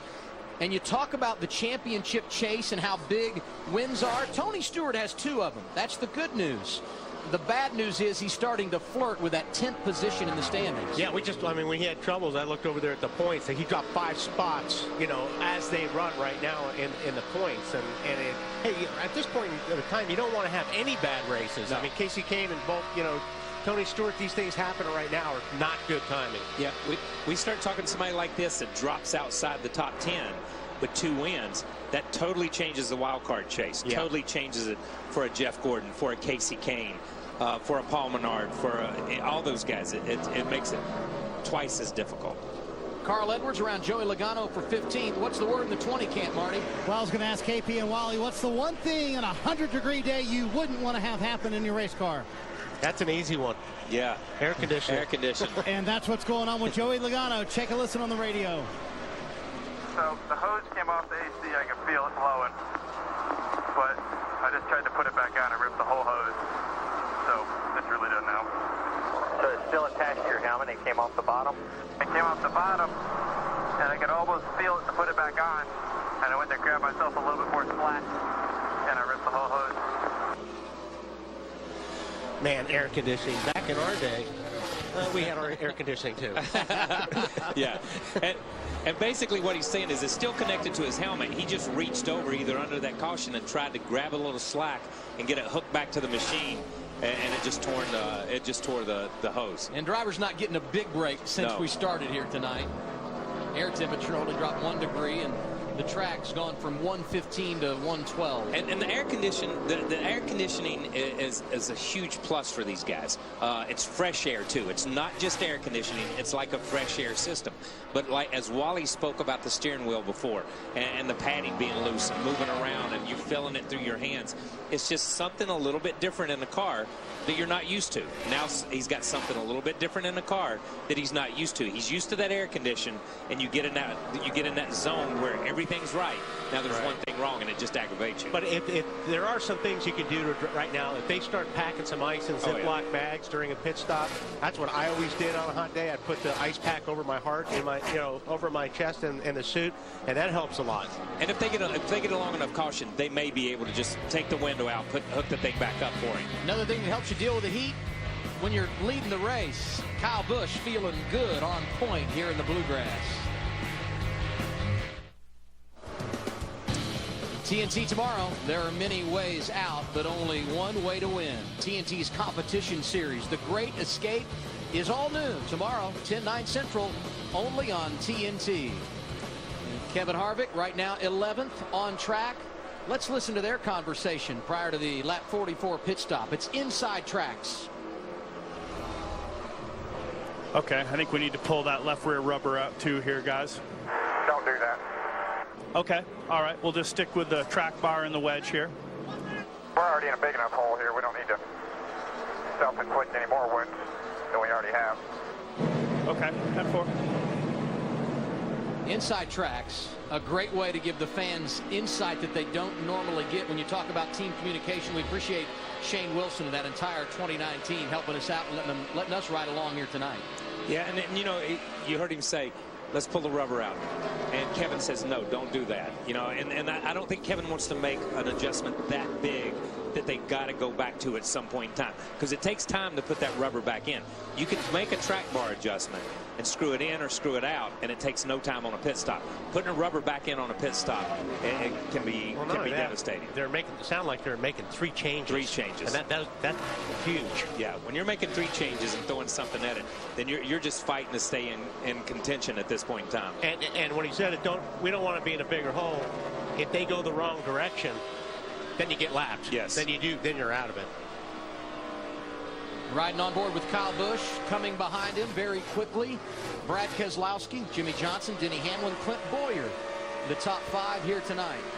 Last time we went to a 1.5-mile racetrack, Memorial Day weekend, it was Casey Kane that went to victory lane, but they're behind the 8-ball early tonight, Ralph. Yes, Adam, and I just went down and spoke with front tire changer Kelly Kellis. They have reviewed the videotape with their pit crew, and they can't find anything wrong with that stop. When Casey left the pit box, all 4 tires are mounted properly. All the lug nuts were tight. Obviously, he didn't stay that way with that right front tire. It got loose. He was forced to make a pit stop, and now they got a huge hole to dig out of as Casey Kane runs in 31st. What would be huge here, though, Ralph, is he can get around that 55 car of Michael Waltrip. If he does that, he would be the first car 1 lap down. If we could get a caution, he would get the free pass. So Kane running for a spot back on the lead lap here, if in fact he could get some help in the way of a caution. Yeah, you know, you heard Ralph's report. They can go back and look at the tape to make sure at least they went through the motions and everything was fine. But when the wheel's loose, the wheel's loose. I'm sorry. And that's not going to show up on the tape. That's not going to show up until you drop it off in the corner at 170 or 80 miles an hour and the driver radios back in and tells you. Haven't talked a lot about Dale Jr. tonight. He's 6th right now, Marty.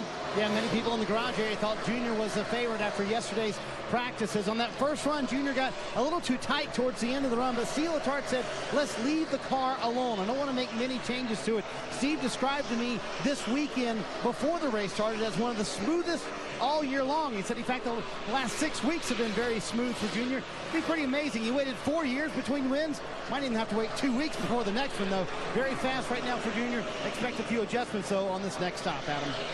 And it's not surprising, Marty. Dale Jr. been consistent all season long, delivering once again, running inside the top 10.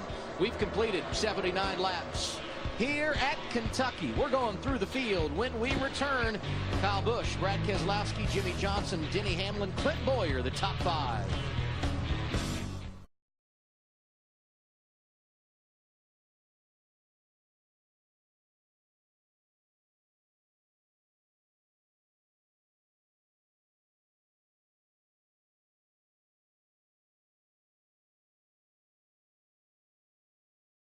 Of 267 laps complete here tonight at the Kentucky Speedway. We're closing on a round of pit stops, so let's go through the field. Brought to you by McDonald's. Here's Chris Neville. And Kyle Busch has led 73 laps tonight. Speaking to crew chief Dave Rogers earlier, said last night in the nationwide race, cars were tight early on. They loosened up later. That's what I seem to be hearing from a lot of these drivers right now. Early on, the 18 car was a bit tight, loosened up that last stop track bar adjustment. That car working really well right now. Marty? Chris, Brad Keselowski lost a little bit of ground on that last round of pit stops. They fell back to 5th on the restart. They've worked their way back up to 2nd. The car is still very fast, especially in this portion of the run. At the end of the run, that's where Keselowski is the best, about 12 laps from the stop for the 2 car. And Jimmy Johnson runs 3rd, Marty, in the 48 machine. After the pit stop, he said the car felt different, but he was really liking the feel and how it was working. About 10 laps ago, so the car is just turning so much better, and the balance is close to what he's looking for. Marty? Denny Hamlin off those 2 DNFs he talked about in countdown to green, 8th in the championship standings, but no panic right now. He said on that last change, it helped. He told Darian Grubb the car's a little bit better on the jump. At the beginning of this run, that's where they wanted to make it better, Chris. Well, Clint Bowyer's been hanging out in 5th, 6th all night long. That car working pretty well. It was a little bit loose in the first run. They didn't make any adjustments. Now as the track is cooling off, he's saying that the car is getting a bit looser. They're planning to come in right around lap 95, 96. Marty? Dale Earnhardt Jr. 10 laps from his stop, Chris, and he just radioed Steve Letarte a moment ago, and we have a battle for the lead. Adam, check it out. Yeah, here comes Brad Keselowski right in the hip pocket of Kyle Busch, who's in and amongst some lap traffic. Kyle Busch diving low to go around David Rudiman. And that might have come at the right time because Rudiman going to hold up Brad Keselowski a little bit off the corner and create some separation out front. Let's listen to Kyle Busch on the radio. See what he's saying about the ever-changing racetrack tonight here at Kentucky as the sun goes down. Yeah, I can't keep it low on 1 and 2 right now for some reason. I got to do something different here. Okay, so want me to read you lap times or no? No. I'll know when I get it. Yeah, and you know, you heard him say you want me to read you lap times. He's searching right now. And sometimes when the crew chief is talking to you and giving you lap times and stuff, he doesn't do it consistently in the same place. It messes you up a little around the corner. What I have been, you know, watching here is the 18 early on, you know, got called. All of a sudden, the 2 cars catching him late in this run. There's Kevin Harvick under green, Ralph. Yeah, he he's having trouble making the car turn. That's what he's begging for. They made some adjustments. We'll see if that works. If we go off what these other guys have said, he's pitted 5 or 6 laps early. That's a exactly little what bit I was earlier. gonna say. But maybe it had begun. Maybe he had got to a point where he was losing so much ground they felt like they needed to come in. Yeah, a couple of laps ago, Chris had talked about Clint Boyer 9 laps away. Marty said the 88 of Dale Jr. 10 laps away, and here's his teammate Paul Menard. But if you're, like I said, if you're not handling, and it's not working for you, you need to get in a little bit early and make those adjustments, because you're just going to lose a ton of time on the racetrack if you're struggling. Yeah. To finish the thought on the 18, what I was trying to say is the 18 early on ran out there and got ahead in the first stint, but the 2 ran him down. They made a good enough adjustment on the 18 that it didn't fall off as much on this run, which is bad news sometimes for the rest of the field, which means he's caught up to the racetrack. You know, he led 125 laps here last year in his victory. He's already led 80 tonight, and we're not even approaching halfway. Make it 81 now. But I will say this, Brad Keselowski has been right there all night long working it. All night long. And Jimmy Johnson's right there in the hunt, too. I mean, he's not letting these guys get away. Yeah, right now, these top 3 cars at this point in time in the race have risen to the top. And we see this during the Coca-Cola 600 and other races that go from daytime to night. Somebody's really good in the first part of the race, and then they disappear in the second part of the race. It'll be interesting to see who keeps up with the racetrack.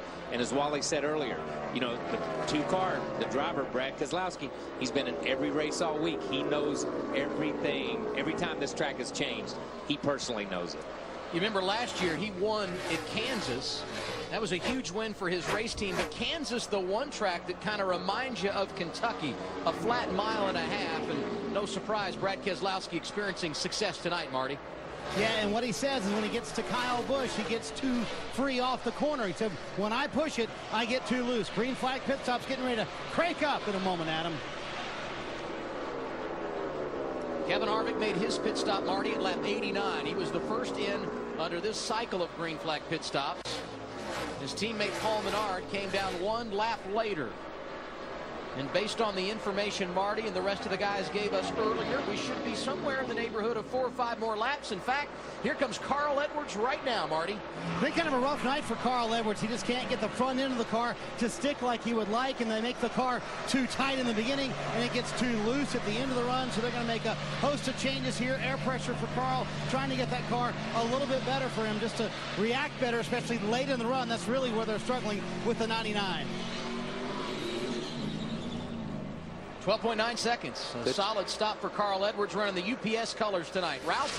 Martin Truex is in. He's having trouble getting the car to turn. He is actually hooking the left front tire just below the yellow line, using that transition to help make the car turn.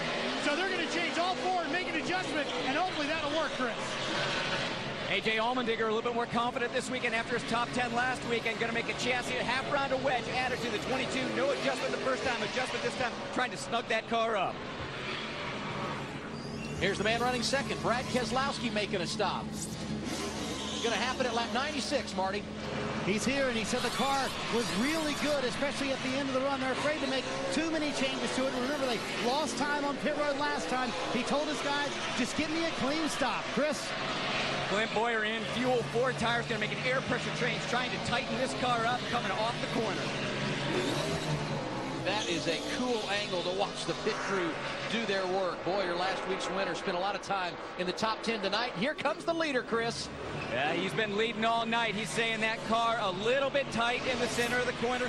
Possible air pressure change. I didn't see them getting a wedge wrench ready for any other adjustment here. So this team, 4 tires and fuel. Marty. Dale Jr. said his car just felt like it was kind of just sliding around all over the place, but he did notice we're not falling off like other guys are. Trouble on the left rear for Dale Jr. That took a long time. That'll hurt track position, Matt. And Jimmy Johnson's teammate Jeff Gordon has already pitted. His car was tight on both ends of the racetrack. And right near the end of this run, Jimmy told Chad Canals that my car, too, has started going to the tight side. He started backing up his entry. He makes his way into a stop wedge adjustment plan. Marty? Denny Hamlin's car too tight, especially in the middle and off of the corner. 1 round of wedge for Hamlin, trying to loosen that thing up, especially at the end of the run. That's where they struggle with that tight condition. Matt? And Jimmy Johnson's service complete. They called an audible. They went with track bar adjustment for the 48. Solid stop by these pit crew guys. First stop and second, very impressive. And Jimmy Johnson, Matt, did lead a couple of laps in that cycle of green flag pit stops, and now problems for Jamie McMurray. Some smoke on the left front. No, I think he just locked it up, trying to get it slowed down. Slowed down. Yep. Scheduled green flag stop here, Ralph.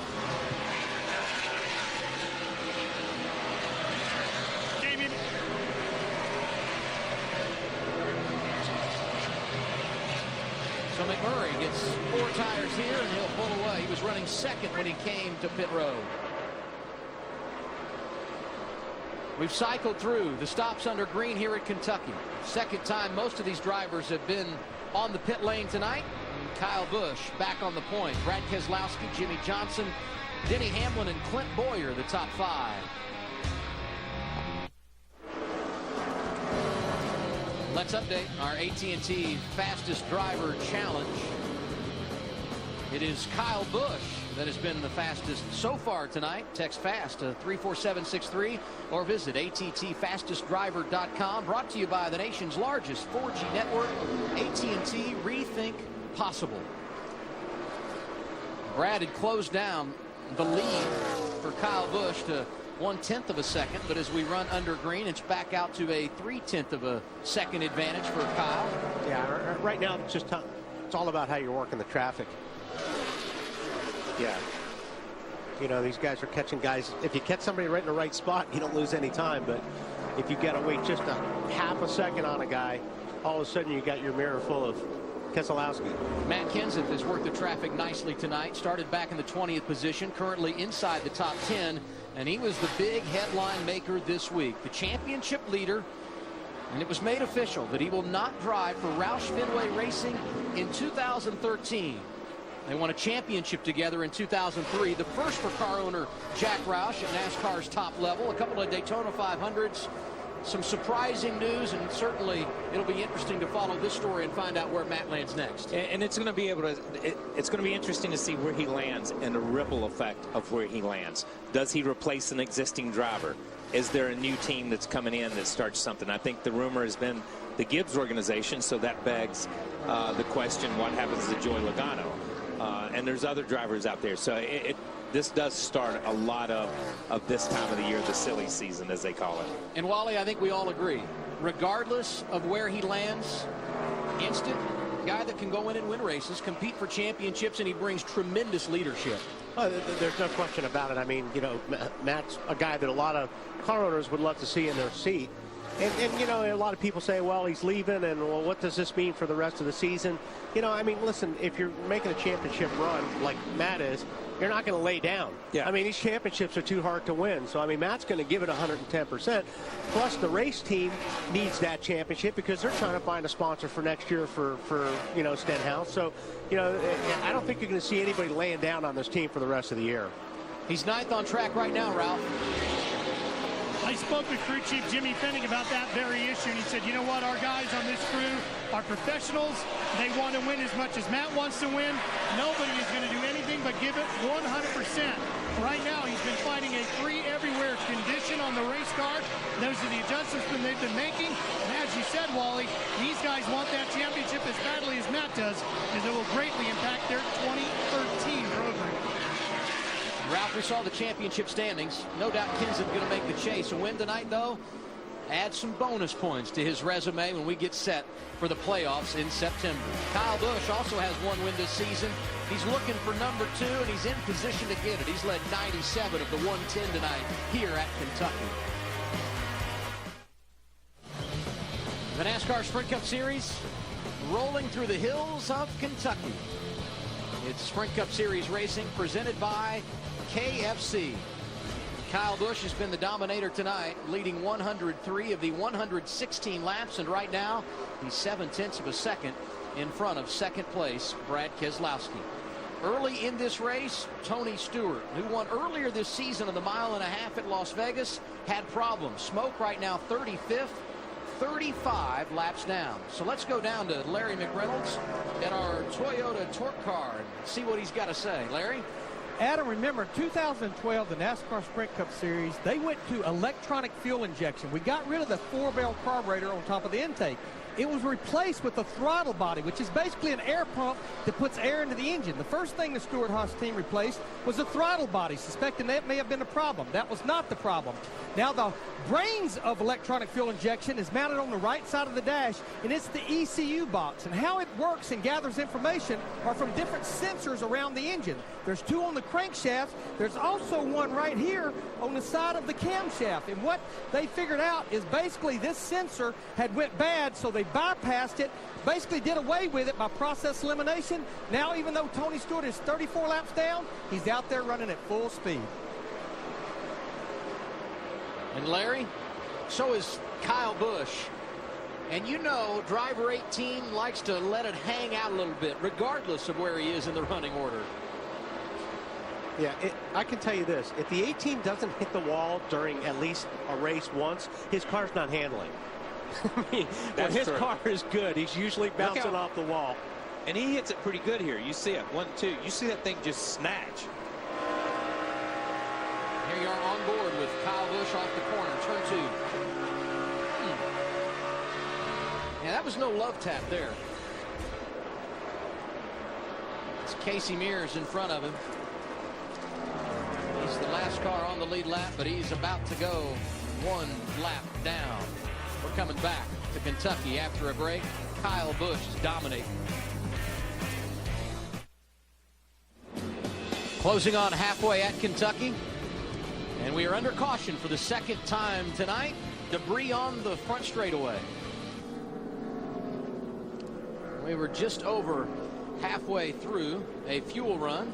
And as we get the caution, it will be Casey Mears running 20th that gets the free pass. He was the first car 1 lap down. And another opportunity for these drivers to work on their race cars. And some of them need this. I think if you look at Kevin Harvick and a couple of those guys out there that were beginning to fall off a little bit and struggle, this is a break for them. And some of them didn't need it. No. Like Kyle Busch, Keselowski, Johnson, they like those long green runs because they were hooked up. Pits are open, so we'll see what they're all going to do here. And the pit cycle will come at lap 126 under caution. Ralph? Still working on getting the 56 for Martin Truex to handle the way he wants. This is going to be a right front air pressure adjustment. That is the only change they're going to make the car as everybody enters pit road. Here they come, and Martin dives into his box, Marty. Brad Keselowski will hit pit road. The car a little bit too tight in the center, loose on the exit. You'll see him in the middle of your screen. They are going to make a chassis adjustment and an air pressure adjustment for Brad. They're going to go down on the track bar. Chris? Kyle Busch not happy. He lost the nose behind that lap car. That's what put him in the wall. He said the car very tight right now. Just doing 2 tires on the stop. Air pressure and track bar change. Matt? And Jimmy Johnson likes the way they're trending with the 48 machine. He wants to go with another track bar adjustment. 2 tires on the 48, trying to pick up another spot or 2 on pit road. Kyle Busch leading when they came to pit road, and he is going to win the battle off. And you heard the guys talk about it. 2 tires. It was a theme. Hamlin jumps 2 spots. It was close as he edges Keselowski. NASCAR Sprint Cup Series Racing, presented by KFC, live in Sparta, Kentucky. 17th race of the year for the Sprint Cup Series.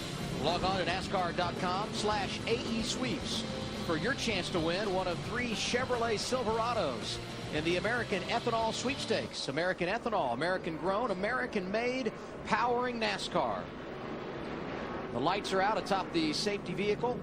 That means the next time around we will go green. The restart comes as we take the green flag at lap 129. Kyle Busch, the race leader.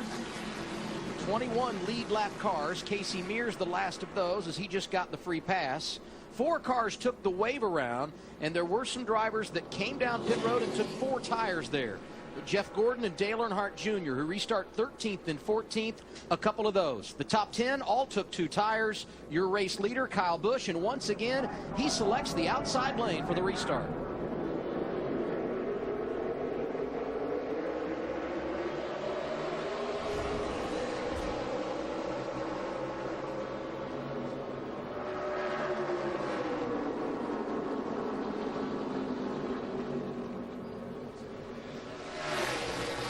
Denny Hamlin really stayed pretty tough underneath him right now. Got Jimmy Johnson pushing him too. Kyle Busch didn't have to deal with Brad Keselowski, but he's got Denny Hamlin right there. Jimmy Johnson low, almost 3 wide off the corner. See Sparks come out from under that 48 car when he hits that bump in the middle of the straightaway.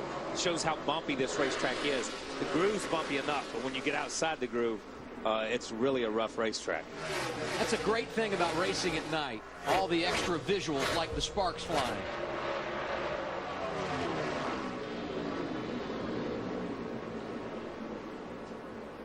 Somebody reminded Brad Keselowski wasn't running second anymore. He's getting aggressive in that outside lane, right behind Hamlin.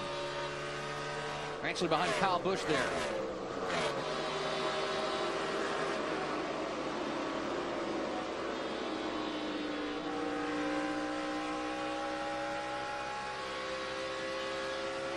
How big were these pit stops, Kyle, from the standpoint we're really starting to make that transition now from day to night? We know the track is cooling off.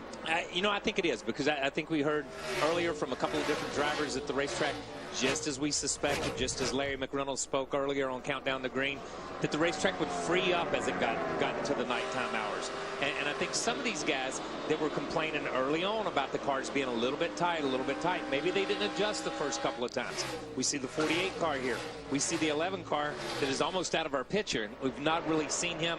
You know, he's kind of hovered right there and forth. So I think these are big pit stops at this time to show us who's going to be in the mix for the rest of the night.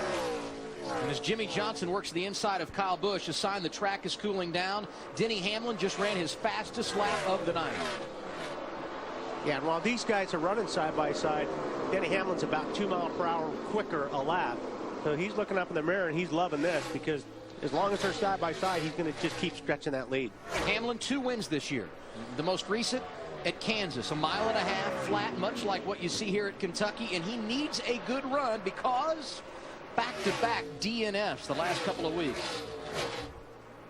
Michigan and last week at Sonoma. Not giving up.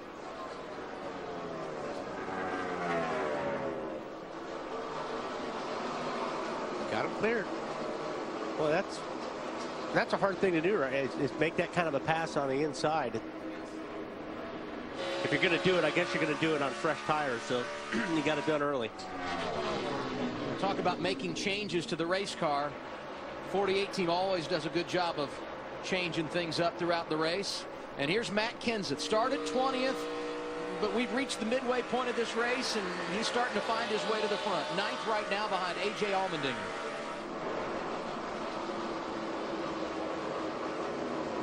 That's pretty typical of the 17 car. Those guys, you know, they just slowly make their way towards the front. By the time the race is over, he's there. Yeah, and we see that week in and week out. But you're really going to see it, I think, on a night race like this. Again, where as the racetrack changes, these guys, it comes to them. The track comes to them. A couple of spots in front of Matt Kenseth is Jeff Gordon. He was the first driver to take 4 tires on that cycle of stops, and he's moving up.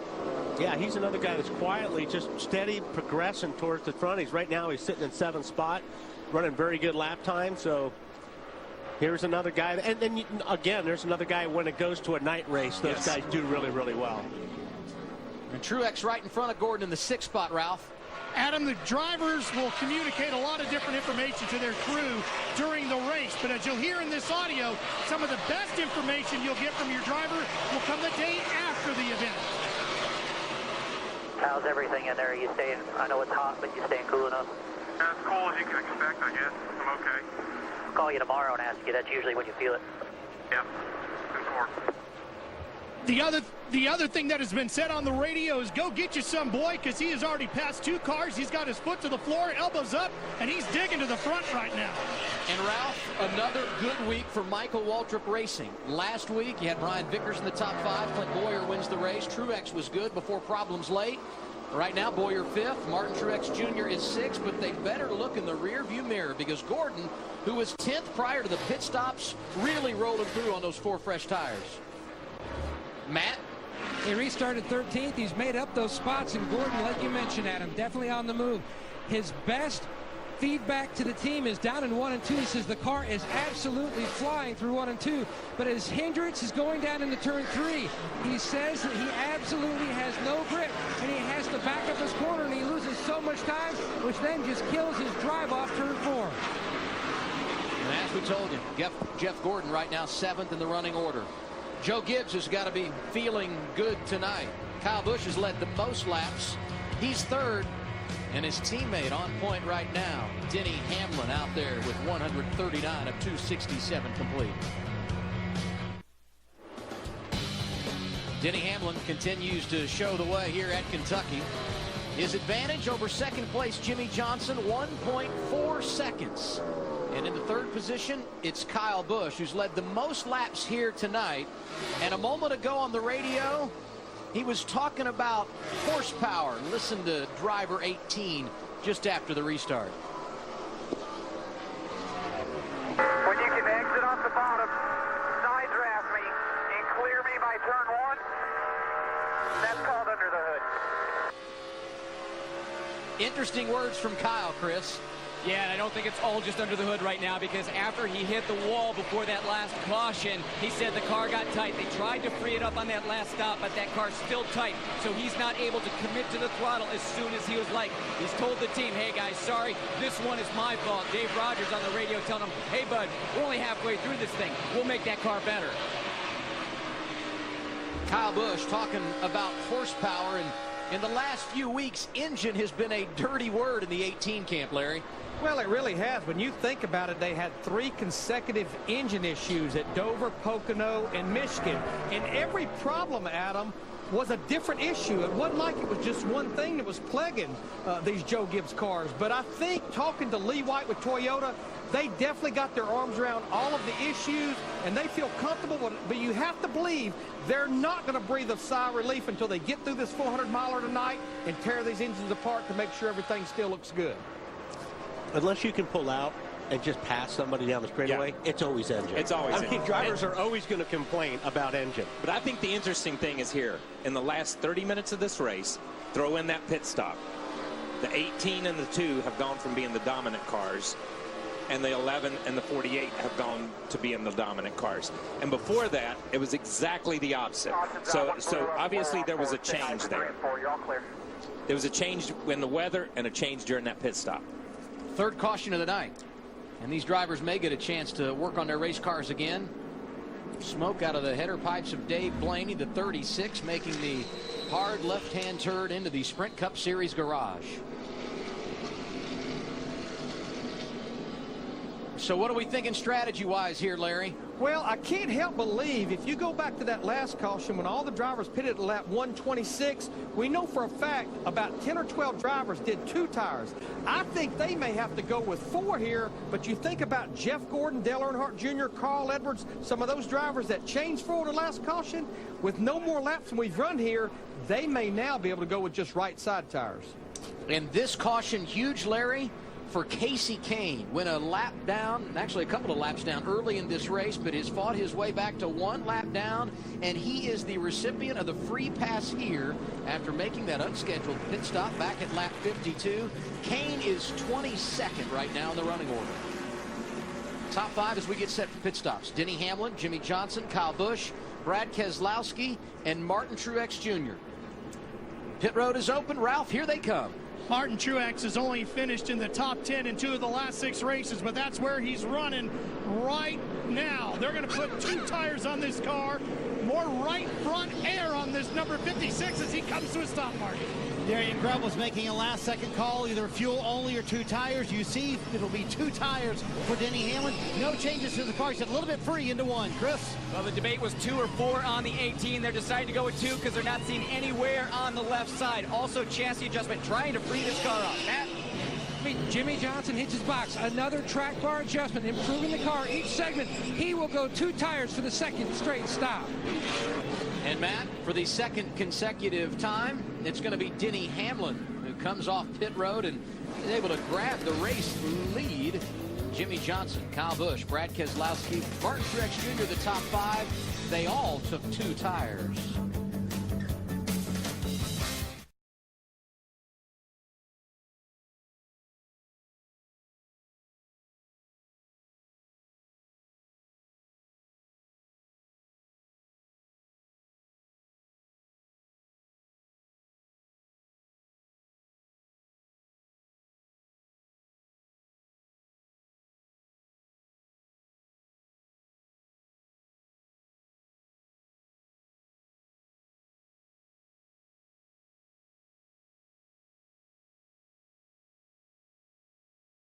limited data on the Sprint network. Fastest 4-tire stop tonight, Jeff Burton's gang, 12.1 seconds.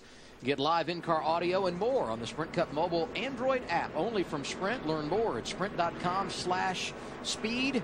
Denny Hamlin, the leader right now, is one of the drivers that's been out front after 11 lead changes tonight.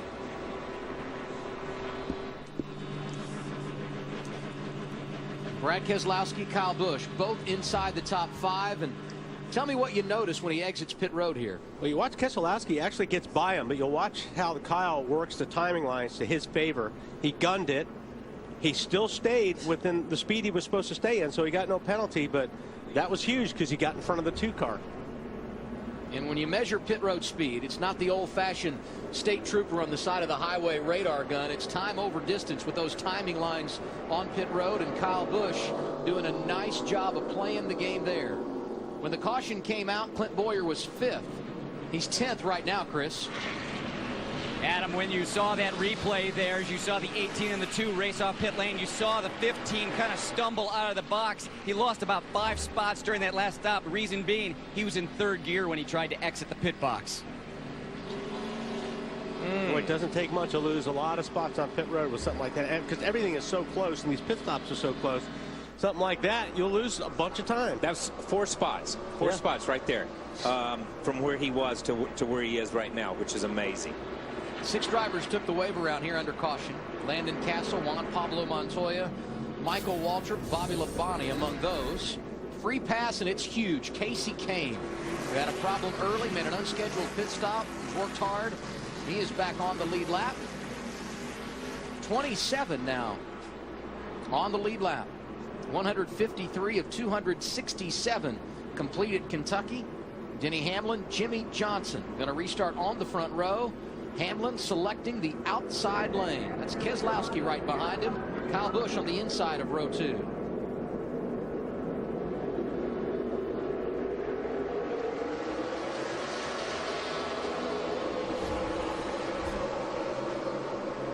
Wow, look at Truex getting aggressive. Jimmy Johnson hanging tough for a moment on the inside lane. Just hard to make that corner. It really is. It's hard to carry your speed down when you're on the inside. You get such an arc going in when you're on the outside. You can carry a lot of speed in. Jimmy Johnson's done it the best out of anybody tonight. And we're going to see how strong this 48 is, because we heard the 18 driver, we heard Kyle Busch say, he gets down on the bottom, he can power up off the bottom, side draft me, and drive past me. That's all under the hood. And he all but did that to the 11 car, which is obviously teammates to the 18. Brad Keselowski's been in the mix all night long. Jimmy really rolls right there. When he's on the bottom, you see him, but he's just having to come up off the bottom and can't use the whole racetrack. Sometimes you need the whole racetrack to free your car up just that little bit. Well, if you're gonna make it like this, and you've got to roll through the middle past the guy in order to pull that pass off, like Kyle says, because you've got to swing all the way out to the wall. So you've got to be better than the guy on the outside, getting in and through the middle. If you can't do it going through the middle, it's hard to complete the pass. And these restarts are huge, Wally, because we've seen what an advantage it is when you get the top spot on a restart. Well, any spot on a restart's huge, because this is the best your car is going to be, because you've got either 2 or 4 tires on, and you don't want to lose a lot of time to the leaders. I mean, once these front guys take off, if you're messing around back here trying to pass a bunch of guys, you can lose a couple of seconds a lap.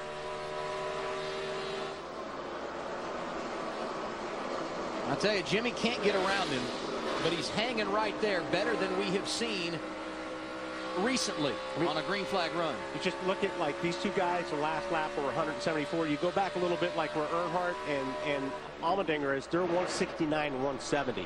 And that's because they're back there racing. How about Jeff Gordon? He's back up inside the top 5. You can see him closing the gap. Jimmy Johnson less than 40 feet behind the race leader, Denny Hamlin. And Jimmy gets in the corner really strong. Really good. Yeah. but he just can't, you know, with the dirty air, he's in dirty air right now. He can't get his car in the position he wants to get it in to be able to accelerate off the corner. When you're in this position that Jimmy is, you almost feel like your car's faster. If I could just get out front and get that clean air, I could drive away from this guy. We saw the 11 of Denny Hamlin do it to those guys on that last restart when they were running too wide. Denny had clean air, just drove away, and they never really caught back up. But right now, Jimmy Johnson is hammering that area right now. I gotta tell you, this is fun to watch. Johnson hanging right with him. Little separation here, and this is about the point in a run where we've started to see the leader check out a little bit. And you'll see the different lines, and a lot of that, Kyle, is what you're saying. The 48 will go to the bottom to get that clean air. To get the clean air. He wants it. He's trying to, you know, make up some ground here, but he's trying to not to run in the same weird, you know, tire tracks as the 11 car. While these two are button heads at the front of the field, had a nice little moment back behind him. Joey Logano and Clint Boyer. Well, he got tagged. So that was Newman that got him. That was Newman right there. I'll tell you what, both of those guys did a really good job not wrecking, because that was quite a shot. What's in front of you? That's all at about 170 miles per hour. I mean, that was all Ryan Newman right there. He just run in the back of the 20 car and turned him dead left. And Chris told us about the issue they had on pit road. When you put yourself back in traffic, that can create a problem. Let's go to Marty. As you would imagine, Joey Logano on the radio, very upset. And as spotter said, already Clint Boyer's spotter came over, or sorry, Ryan Newman's spotter came over to apologize for what happened. Joey said, that doesn't do me any good. That doesn't do any good, does it, Wally and Kyle? The apology after something like that. No, not after something like that. You know, because you don't expect it. It's different if you're racing towards the end of the race or something else. But I don't think Joey expected that at all. He come up off the corner. The 15 car was plenty of room to the inside. They gave each other plenty of room. And he just got turned left. Logano now back in 22nd. Not too bad for Boyer. He's hanging on to 13th. And Newman, who got it all started right now in the 11th position. 13 laps since these drivers were on pit road. Denny Hamlin cannot run away from Jimmy Johnson. We'll follow the battle for the lead when we return to Kentucky on TNT. As part of next week's Coke Zero 400 at Daytona, Coke Zero is giving fans a chance to enjoy everything on every lap that ends in zero. For your chance to win on a Coke Zero lap, text TASTE to 26739 or visit CokeZeroLap.com. While we were away, Clint Boyer, involved in that incident on track a few moments ago, came in and made a pit stop. So once again, go back and look at what happened. It was Ryan Newman into the back of Joey Logano, who slid down and caught the right front of Clint Boyer. On board with Newman here. You see him get right in the back of the 20 right there and just turn him straight. And the thing is, don't forget, you're turning already. So when you get in the back of somebody like that, when you're kind of turning and arcing the car, you go straight down the racetrack. Yeah, and that's almost a better shot of it right there from the camera from the 15 car. Tough break for last week's winner, Chris. Yeah, initially he came on the radio, said everything was okay, but after a lap or two, he started to say, thought the right front was going down, and we can see the right front here. The fender was definitely rubbing on this tire, and we've got a cut right here at the top of the tire. So Clint Boyer made a good call. That tire wasn't going to make it too much longer. And the graphic showed it. Boyer 32nd now, 2 laps down to race leader Denny Hamlin. Hamlin out front by half a second over Jimmy Johnson. Brad Keselowski's been strong all night long. He's 3rd right now. Jeff Gordon continues to make progress for this racetrack. He's 4th. He went around Kyle Busch to get that position. Dale Earnhardt Jr. in the 6th position. Martin Truex Jr. is 7th. Edwards, Harvick, and Allmendinger make up the top 10. And Hamlin now starting to put some distance between himself and Jimmy Johnson.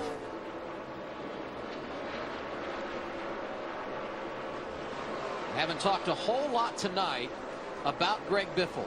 He's been in the top 5 in every mile-and-a-half race this year, including a victory at Texas earlier this season in this car. But Biffle right now 12th behind Ryan Newman, Matt. And Greg Biffle completely shocked at how they're running tonight. Biffle said the car is absolutely all over the place. One lap, it's extremely tight. The other lap is just so loose, it's almost wrecking loose. Every stop, they have made significant adjustments. They just cannot seem to get the balance he's looking for. Yeah, that makes for a long night when you can't make the car better. I mean, he sure has run good on mile-and-a-half racetracks prior to tonight.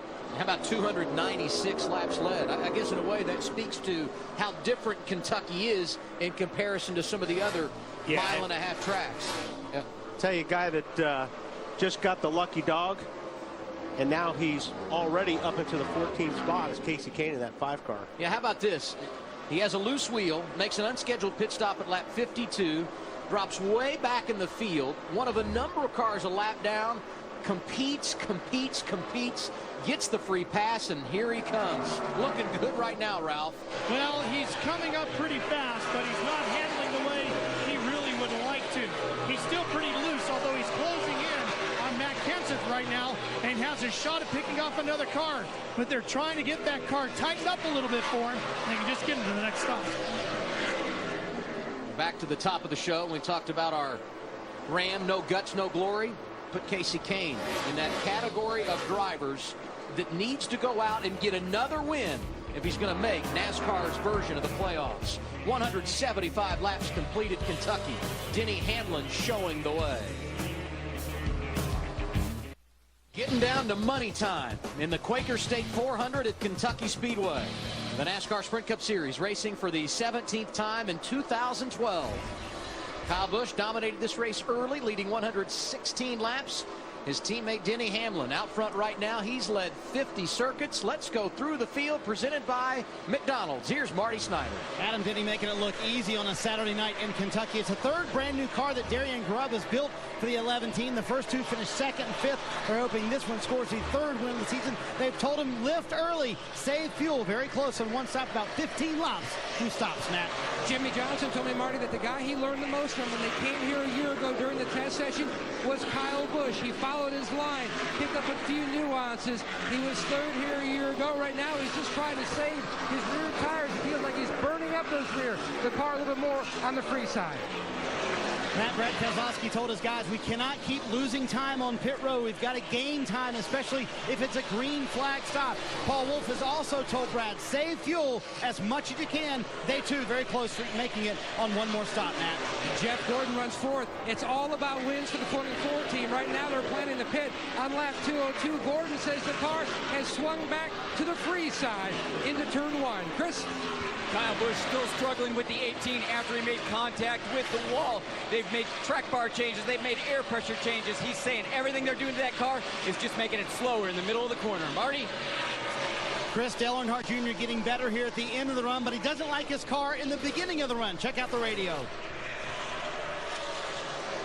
What is going on, man? I got that throw turn at the start. It just shatters the front real bad to the center for 3 quarters. A little less complaining from Junior right now. He says it's just a little bit loose as he tries to track down Kyle Busch. Ralph? Martin Truex has been hanging in the top 10 all night. He's running in 7th right now. The car a lot tighter this time, but it's also loose on the way into the corner, Martin. Carl Edwards been hanging around the top 10 all evening long. In the back half of the top 10, running 8th right now. He says the car is just beating the nose off of it when it goes into turn 1 early in the run. He has dialed 2 rounds of rear brake in, Ralph. Kevin Harvick wasn't exactly happy with the pit call last time around. This time they're going to put left side scuffs on the car. They're also going to go down on the track bar to help with the loose condition on the 29. He is running a 9th right now. Chris? A.J. Allmendinger having a strong night, but he says the car a little bit loose over the bumps. And the other thing he's saying, these 2 tire stops are not working. He says next time they need to do 4 tires. The car is not good with 2. Matt? Chris, making big headway is Greg Biffle in the 16 over the past 6 or 7 laps. The car has started to come in. They made huge adjustments on the last stop, Marty. They reversed the track bar adjustment, air pressure, and they also pushed a spring rubber in the right rear of the car. Now, just a hair tight. Now, we talked about Ryan Newman apologizing to Joey Logano for making contact on the racetrack, but on that last stop, they're one of the first cars that took 4 tires, restarted 15th, has made his way up to 12th. Car a little bit loose, Ralph. Well, when it comes down to Casey Kane, he's put in one of the most impressive runs of the night. He had that issue early on with the wheel coming loose, and he has been fighting back all night long. The car, they put some wedge and even some tape on the car on the last pit stop, but the machine is still loose. Right behind him comes Matt Kenseth. This is a car that's been in and around the top 10 most of the night. Right now, it's tight in the middle. The biggest problem is he is bouncing all over this racetrack. And problems right now for the race leader. And Jimmy Johnson to the inside of Denny Hamlin put the 48 on the top of the scoreboard. Boy, again, just drove down on the bottom. Yes. And passed him, which means his car is working really, really good. I don't know if Denny might have missed a corner or something, because Denny appeared to be 8 or 10 car lengths in front of him. Within a couple of laps, the 48 caught him and pulled out and went around him. Well, now he's got to deal with some of that dirty air we're talking about. So now that Jimmy Johnson's out in front, it'll be interesting to see if he can just walk on him now. We'll find out a little bit about Denny Hamlin here. And we alluded to it right from the drop of the green flag on this restart. Jimmy Johnson not going away. Finally, some 40 laps later, he makes it pay off. What's the story with the 11, Marty? Well, remember, Adam, we told you in Through the Field, Darian Grubb has told Denny to save fuel. They're very close if they can make it on one more stop or not. So he's told Denny, roll out of it early, save me some fuel. So that's what is happening with Denny Hamlin. They're more trying to save fuel than anything else, Chris. Well, the problems are getting worse for the 18. Right now, Kyle Busch saying he thinks either a shock is broken or the rear sway bar is broken. He wanted to come to pit lane. Crew Chief Dave Rogers telling him, I need you to stay out on the racetrack. We need to try and drive. Stay out there. If we come to pit lane, you're going to go back to like 30th. So let's try and drive through the problem and look for the next caution. That's all from bouncing off the wall. Yeah, that was, you know, we saw how hard a shot that was, and he hit it with the right rear. That was the corner that took the brunt of it. So obviously there's something bent back there, or something doesn't feel right. But look at this car bounce. When you can watch this, look at it bounce right there. It's bouncing a lot worse. Look at that. Yeah. That's a bounce. That's not rigid. That's a bounce. And I'm guessing he's talking about it on the radio. Let's listen in to Kyle Busch here. Something's broke underneath the bag. Enter our pit box. Re-enter our pit box. Hey, Wesley, helmet on. Get over the wall. When do you want it? If you know what it is, can I keep running? I have no clue what it is, bud. Feels like a shock broke off. Wow, look at how that thing, I mean, and that's a call right now that driver's really going to have to make. You know, you're out there running. He's 2 miles per hour slower than what the leaders are running right now. We'll watch the hit he took earlier. You can see how hard the right rear.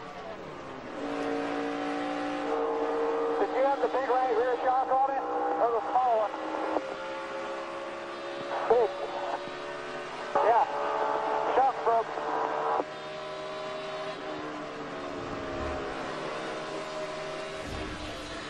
Well, that's not surprising. If you look at recent history for Kyle Busch, 3 weeks in a row engine problems.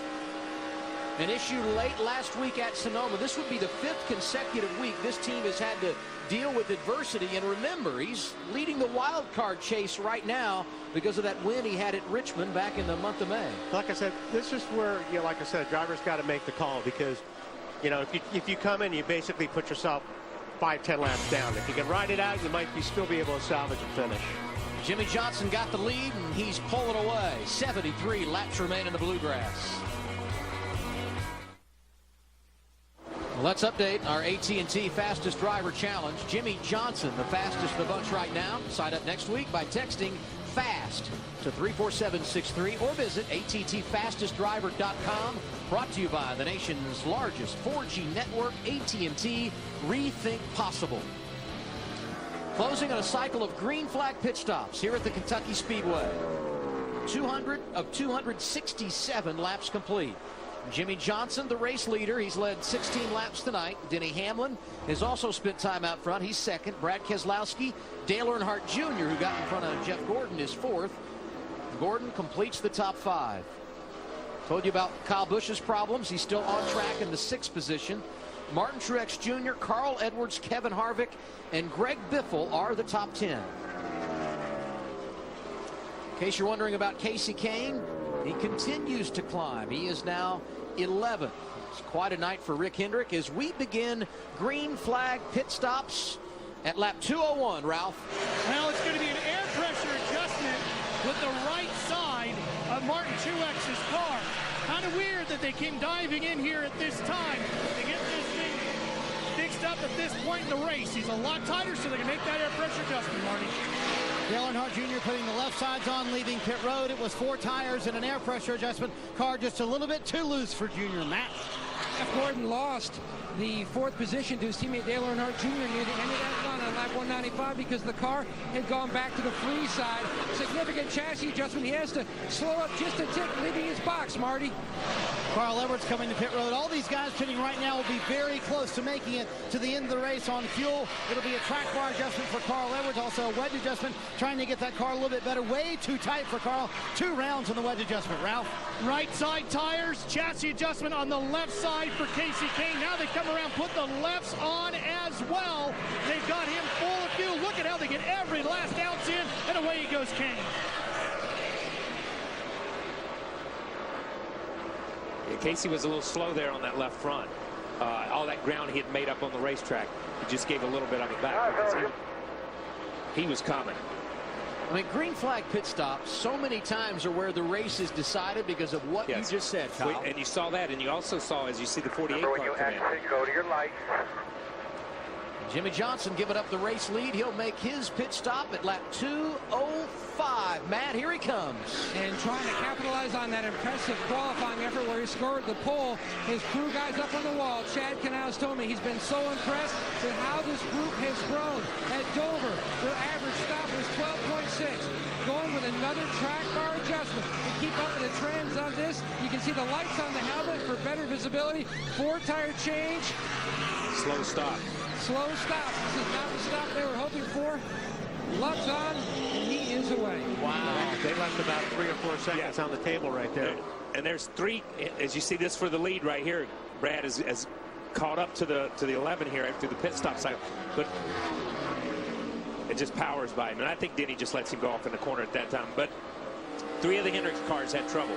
If we go back to the 5, they had trouble on the left front. We go to the 24. He was waiting on the 13 of Casey Mears. And as he waited, that prolonged his pit stop another couple of seconds. And then we see the 48. So through this cycle of green stops, those 3 cars will change positions. And let's not forget, Marty pointed out the 11 in fuel conservation mode. Perhaps that's the reason the 2 was able to drive by so easily. Yeah, and now we see the 11 coming in. In the middle of a cycle of green flag pit stops, the championship leader is in. Matt, Ralph. Matt Kenseth making his pit stop in the 17 as they go to work on that machine. It's going to be 4 tires for Matt as well. Packing him full of fuel, and away he'll go, Martin.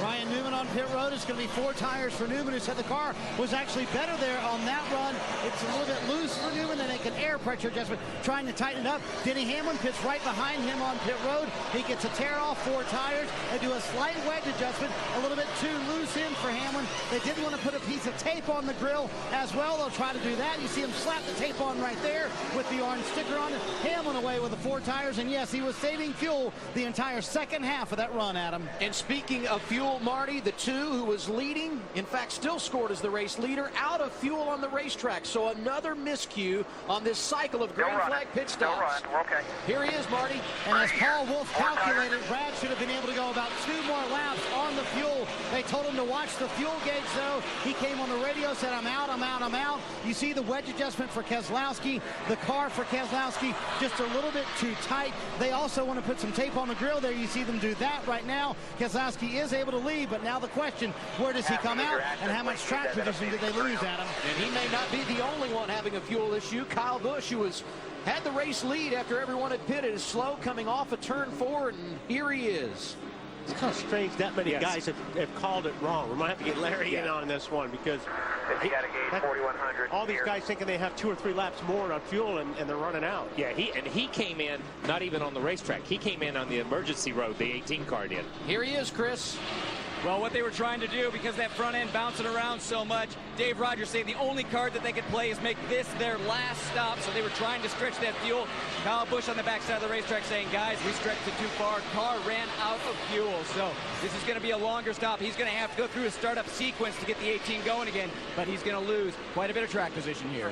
And we have caution. Ryan Newman has popped the wall. That's his Tornadoes machine, and right behind him, damage for Regan Smith. It blew up. Blew up. Yeah, I saw a couple of those guys really high in 1 and 2, which probably was a bunch of oil down there, because when I looked up and saw Newman in the wall, there were about 2 guys scraping the wall up there as well. All we could hear was Jimmy. We couldn't hear about the motor. That was Tony Gibson, the crew chief, talking to driver Ryan Newman. Our 4th caution of the night. Let's go back and see if we can figure out what happened. Oh, yeah. Yeah, when you get that kind of, see that fluid down there on the racetrack. Yeah, and I think the 78 car just saw him come up the racetrack, locked the thing up, and went up the racetrack into the wall, or got into oil early. Yeah, let's just listen to him lock up. How many laps are we short? 6 laps. 6. Hang on, hold the brake. We just crashed here, guys. Yeah, it blew up inside. Look at all the oil down behind that thing. It could, there's nothing you can do when it hits the rear tires. Then everybody else comes through there running on it too, and hang on. He and Regan Smith both running inside the top 20 when the accident happened. Tough night for Stewart-Haas Racing. Tony Stewart out of the game before it even began, and now Ryan Newman has tagged the wall, and his chance at victory over as well.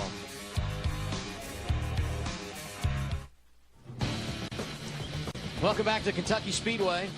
Under caution, and every driver from 5th on back made a pit stop at lap 211 to top off the fuel tank. The top 4 drivers stayed on track. Time now for KFC, fresh off the wire. Can those drivers that elected not to come down pit road make it the rest of the way, Larry McReynolds? Well, I would be a little concerned, because what they were trying to do, since they had made that stop on lap 150, they were trying to go to about 211 or 212.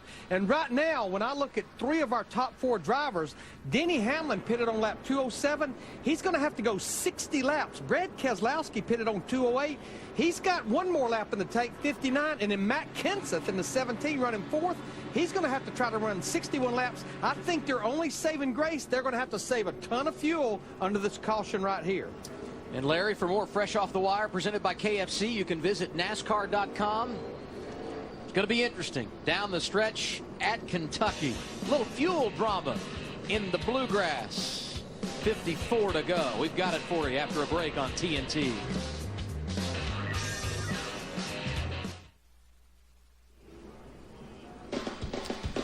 Watch live as the All-Star rosters are announced during the 2012 MLB All-Star Game Selection Show presented by Taco Bell. Tomorrow, 1 p.m. Eastern Time, followed by the White Sox at Yankees, only on TBS. Under caution for the 4th time tonight. And your race leader is Brad Keselowski. That's a backup car after he crashed his primary in practice yesterday. Had a problem with the steering wheel before the green flag tonight. And his crew chief saying one thing to him, save fuel. And we know he's capable of that.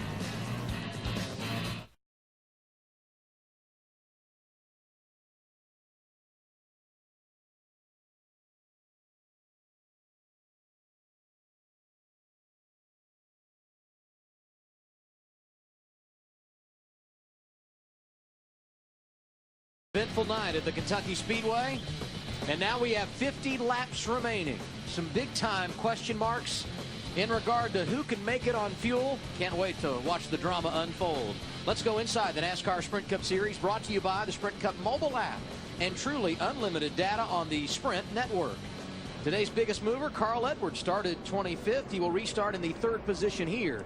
Get live in-car audio and more on the Sprint Cup mobile Android app, only from Sprint. Learn more at sprint.com/speed. Brad Keselowski is the race leader. And restarting right behind him, Denny Hamlin. Some interesting words on his radio under caution a couple of moments ago. Based on what we got that last run there, I'm going to say we're right at 3 right now. So the cautions, that's going to put us about 1.5. So you're probably going to have to do that same deal again, giving us the lights. I could get you more. We ran out right as I picked up the throttle in 2 and still got the pit road with able to use throttle.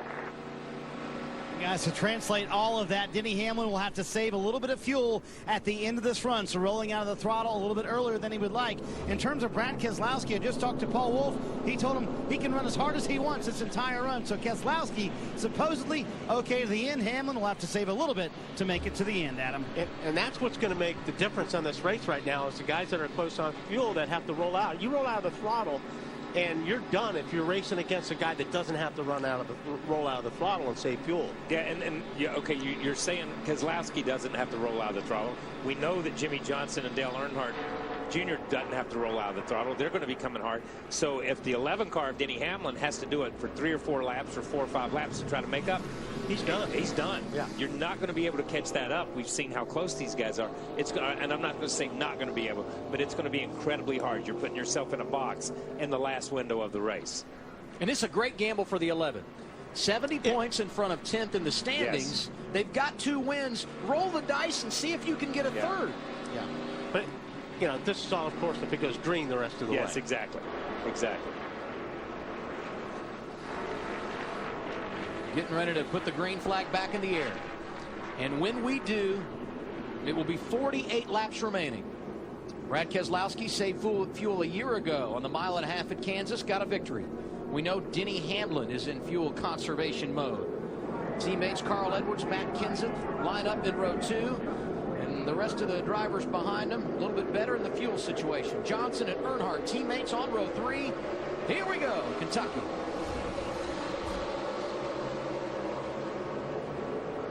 Levin's already saving fuel. Yeah. He's getting passed on both sides. Oh, and he's right in the groove where they put the state right down, which makes it a little bit tougher right there. It's going to be interesting to see now that a lot of these guys have track position, like Kenseth and Edwards is up there now, and some of these guys that have been kind of just biding their time. Well, now you have to show what you have. Yeah. So now you're going to see who's got really good race cars.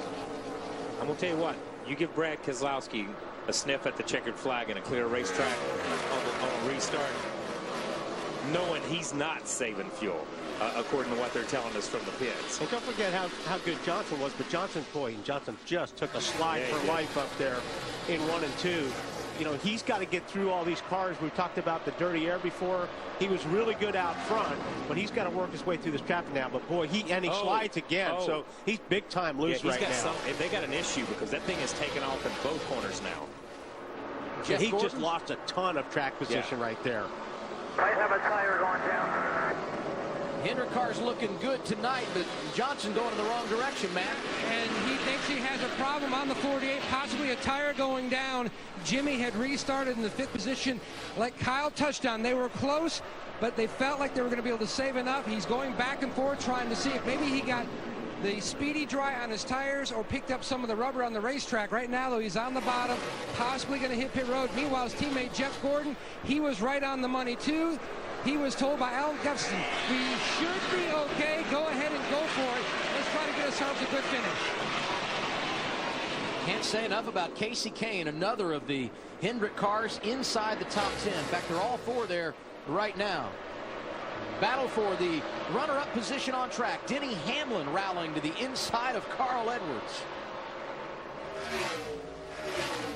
And Denny may be officially through saving fuel. Yeah, I was going to say. That was 3 or 4 laps. That may be all he needed. You normally don't pass somebody when you're saving fuel. Carl Edwards now in 3rd, Marty.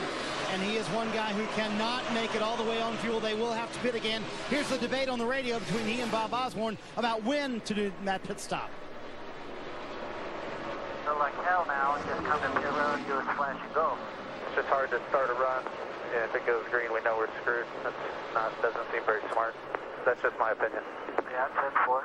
I don't think it's smart to give it up now and start 20 seconds and hope for a caution. So that was the big debate. Do they give up track position when they were under caution, then take on 4 tires and go all the way back to 22nd? Bob Osborne thought if we do that, our best bet is to get back to 15th, and that's just not good enough. Well, that's what I would have done if you're not going to make it on fuel. Yeah, and that's exactly why right. wouldn't you do that? And you heard it in Carl's voice. That's not very smart for us to just come up here and run and then give it all up with 5 laps to go. I'd rather put me in that position with 50 laps to go and let me get back what I can. Absolutely. And I think that's the way Carl's looking at it. But there's 2 totally different opinions right there, and you heard it on the radio. Bob looked at it one way, and Carl looked at it the other way. Larry talked about strategy earlier tonight. What a role it could play this evening. A lot of anxious crew chiefs on top of the boxes here tonight as we approach 40 laps remaining.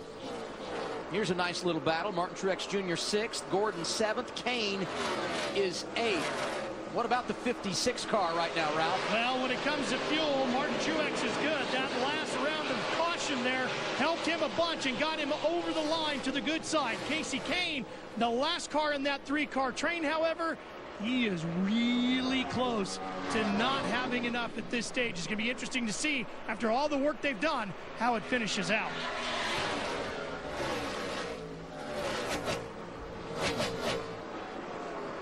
Just up in front of this group, Dale Earnhardt Jr. Strong race car in practice yesterday. Started inside the top 10. Jr. right now in 5th. Right behind the championship leader, Matt Kenseth. As always, we'd love you to be a part of the fun here at NASCAR on TNT. It's twitter.com/#NASCAR. And this from the 88 camp. Letarte telling Dale Jr., run as hard as you can. I think we're good enough on fuel. That's good to hear as a driver, isn't it? Yeah, saving fuel's no fun, especially when some of your buddies don't have to. Here's the only bad part. When they tell you go, go, go, and then with about 10 laps to go, can you get me 2 laps? You know what I mean? Can you get me 2 laps? No pressure at all. I'm telling you, Junior's car, and we talked about it in practice. Middle of the track. Oh. Bumper, still there. Wow. Clear. Maybe I spoke too soon, but his car is good. But that thing took off getting in the corner, and boy, look at what Truex and those guys jumped right on there. Wow.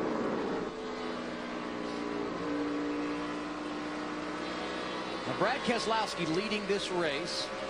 He's got 2 wins already this year, and there are a number of drivers in the garage area rooting for him to stay in the top 10 in the standings, because he's got those 2 victories. The last thing those drivers outside the top 10 want to see that have a win is him to drop out and take one of those wild card positions away. Martin Truex all of a sudden looks like he had Gordon and Kane right behind him a little while ago, and he kind of just drove off from them and just passed Matt, and now he's all over the back bumper of Earnhardt. Yeah, a lot happened in those 4 or 5 cars. They all switched positions there within about 3 laps. Is Brad Keselowski saving fuel? I'm not sure. But a couple of moments ago, he turned the fastest lap of the race. He's out front.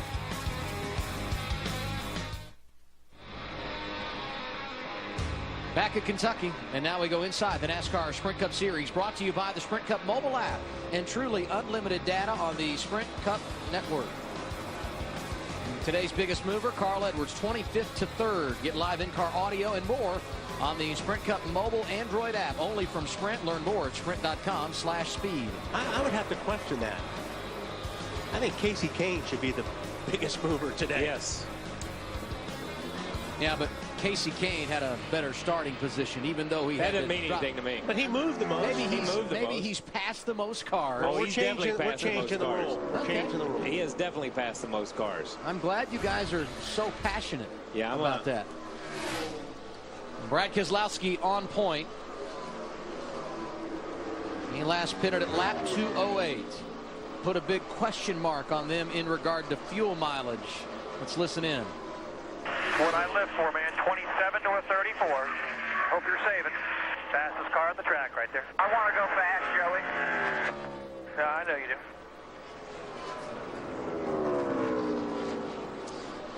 do. Yeah, you hear that. But you know what? We've seen this before. Guys start saving fuel and run faster because they're rolling out of it sooner. They're letting the car settle. They're easing into the throttle just a little bit smoother. And they're saving fuel and running fast at the same time. And it's so easy, but nobody does it. It's hard to get your head wrapped around that. On that last restart, Jimmy Johnson had some tough times on track. What's the status now, Matt? It appears he just had debris on his tires on that restart. He has settled back in, trying to make some headway and get back up toward the front. Greg Biffle, another challenger, thought he had a flat tire as well. He hit pit road. Turns out his right rear wasn't flat. Now he's all the way outside the top 20. But that's the thing with Jimmy. He lost 6 seconds right there. Yes. Trying to figure that tire issue out.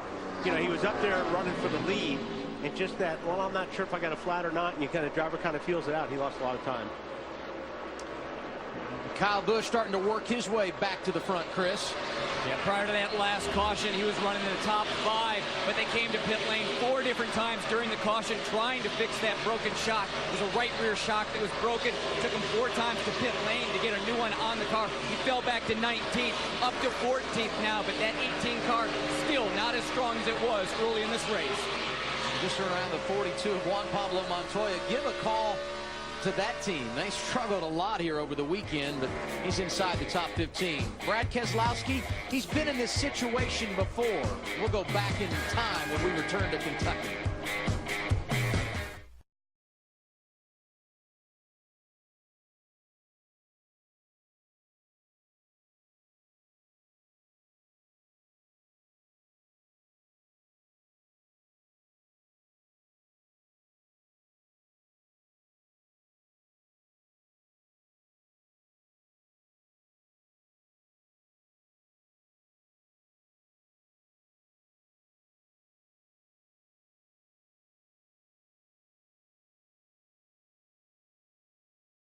To go at Kentucky Speedway. Brad Keselowski, the race leader.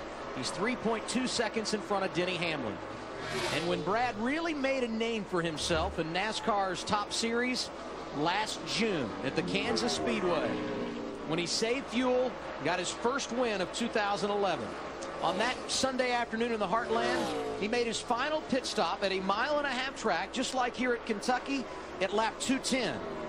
His last pit stop here tonight came at 2:08. And we know he is saving fuel, Larry McReynolds.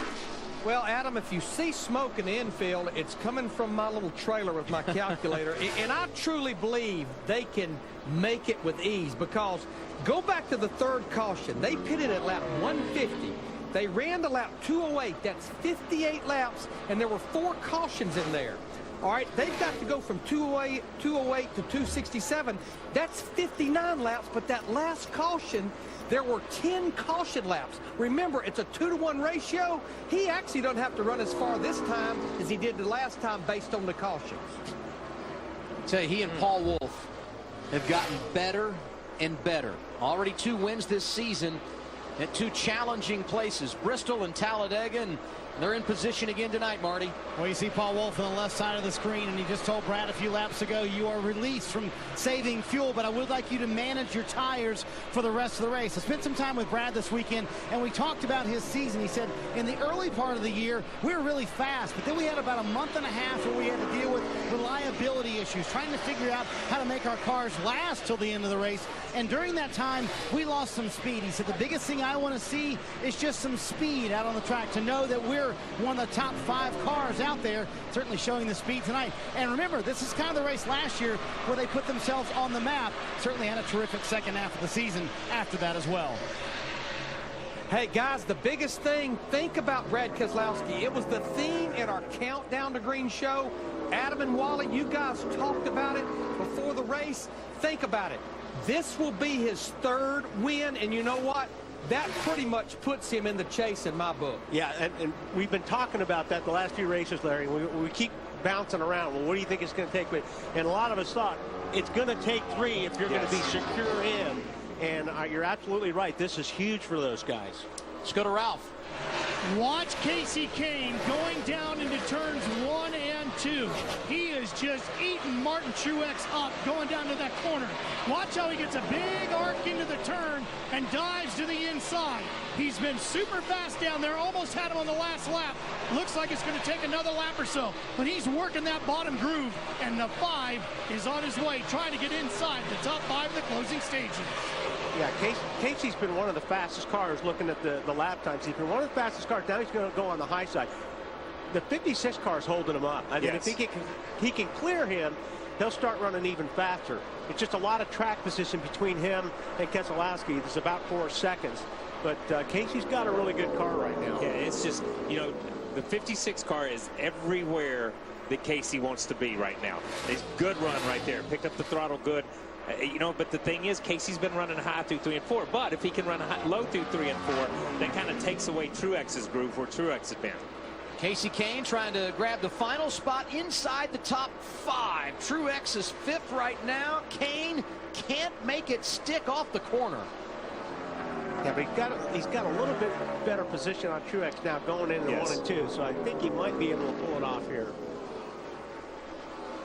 He just couldn't get in that corner the way he wanted to. He had to work the throttle to get that thing in. And you saw it just bounce up the racetrack. Now he loses that position. Get it back. Stay hungry here.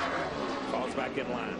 Kahne has not been inside the top 5 this season since he went to victory lane at Charlotte in the Coke 600. Now he's got it where he wants him. If he can stay on the high side, this will help him down in 1 and 2. There you got a good run on Truex. You got the run still in there. That's it. And Truex, clear. And Truex knew it. You know, once he got that run, then Truex knew it. Now you'll watch the 5 car pretty much check out on and walk away from the 56. But that really cost him about 3 or 4 laps. Yeah, it cost him just enough laps that when he gets to the next guy, will he have enough time to work him? That is what's so hard. These guys can run each other down, but catching somebody and passing somebody are 2 totally different things right now with this car in this sport. A lot of highs and lows for Kasey Kahne so far in 2012. And with 11 laps remaining, it's going to be tough for him tonight to get his 2nd win of the year. And just that lap compared to the last lap when he passed the 56, he's over 2.5 miles per hour faster. But he's 5 seconds behind the race leader. And that's the problem. You know, it's harder to make up that kind of ground. But if a caution does come out between now and then, he's in a pretty darn good position. And Earnhardt Jr. is still up here racing with the 99 car right here, and we heard Bob Osborne and those guys earlier. They believe they're going to have to pit. We're down to 10 laps to go, and I'm going to tell you, he's going to go from 3rd to 20th. 25 to go. Have you been able to save any at all? Sir, probably a lot. 10-4, 10-4. Do the best you can here. Go as fast as you can, but save me as much as you can. He's going to go from 3rd to about 30th. Yeah, He's going to come down pit lane. He's going to lose 2 laps, and a lot of these guys a lap down or more don't have to stop. Yeah. He's going to lose. This is a big point giveaway if he has to stop on the green and it finishes on the green. Yeah, if he has to stop on the green. Now, if he just runs it to the last lap and runs out on the last lap, he's going to be almost better off. Right. That's the lap to run out on. That close. If you're that close, that's the lap to run out on. Tough situation, Marty. Well, just imagine how precarious this situation is for the 99 team, the team that finished runner-up in the championship last year, currently out of the chase, 11 points out of the top 10. And Carl Edwards told me right now we kind of need to be a little bit more conservative. We need to be getting good finishes. So if they come away with a poor finish tonight, running out of fuel perhaps, that would be a really big hit to their hopes to make the chase. And I'll tell you what, Kasey Kahne may just run down the leader and win this race yet. He is flying right now. I mean, he drove around Dale Earnhardt Jr. like he was stopped, and he's going to follow up to the outside of Carl Edwards. Kahne, who's had all kinds of problems this evening, now 3rd with 8 laps to go.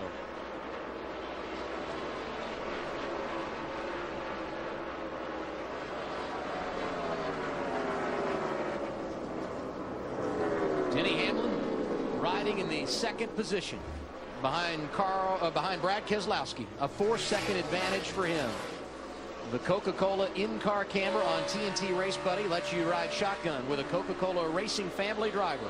Go to NASCAR.com and check out the Coca-Cola in-car camera on TNT Race Buddy.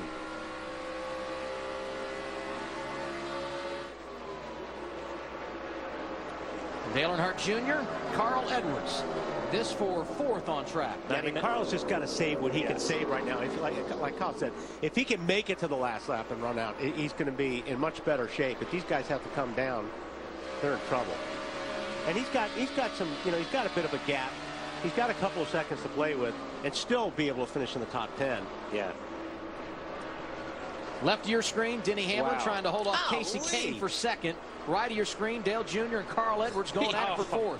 He is Kasey Kahne, I don't care. He is the biggest mover of the race. Biggest mover of the race. I don't care where they started. He's the biggest mover. Jimmy Johnson, big problems on our last restart. Wow. Looking for more there.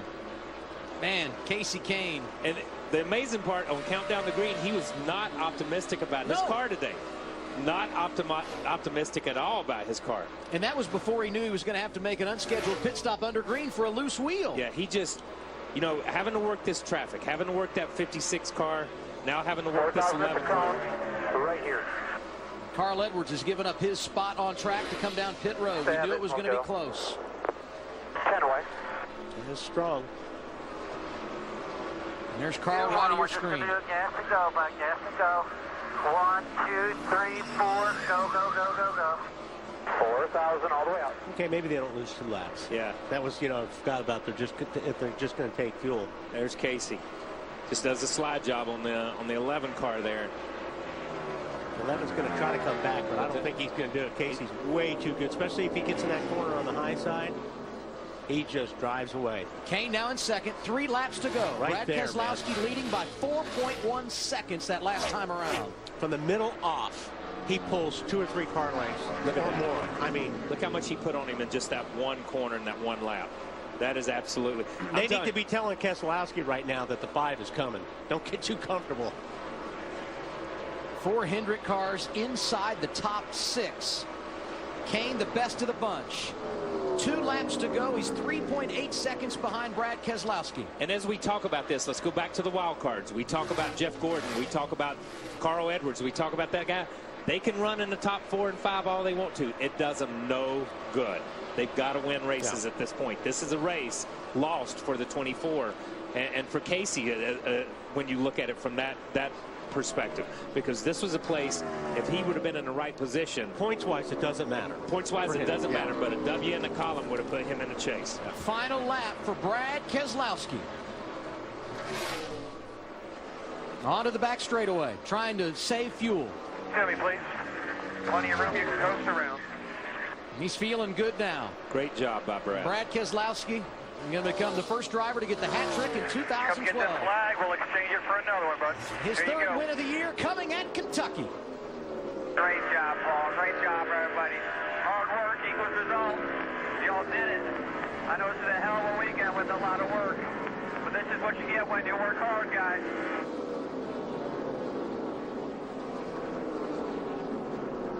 He ran all 3 races here this weekend, gained a lot of knowledge. Yes. Tonight, the payoff.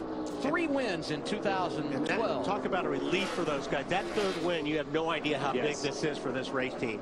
I think that's going to be real important when we get down to the chase. Yeah, it is. And you know, a lot was said this week about Matt Kenseth and the Ford program and what Matt and how Roush would operate. I think this shows a lot of class with the Penske organization. Leaving Dodge for Ford, they never give up. They keep hammering these Dodges and putting them in victory lane. And that shows that these guys are committed to winning a championship for Dodge and for this group. This week, we'll celebrate our nation's independence. Right now, Brad Keselowski going to give Old Glory a ride. Great work by the man on the box as well, Marty. At this point, Adam, I think he's more relieved than anything. Paul, when he ran out of fuel there and it bobbled, did your heart kind of jump for a moment and think we've lost our shot to win it? Yeah, it was definitely a moment where we knew we were close, and we had to stretch it there to be able to make the last window.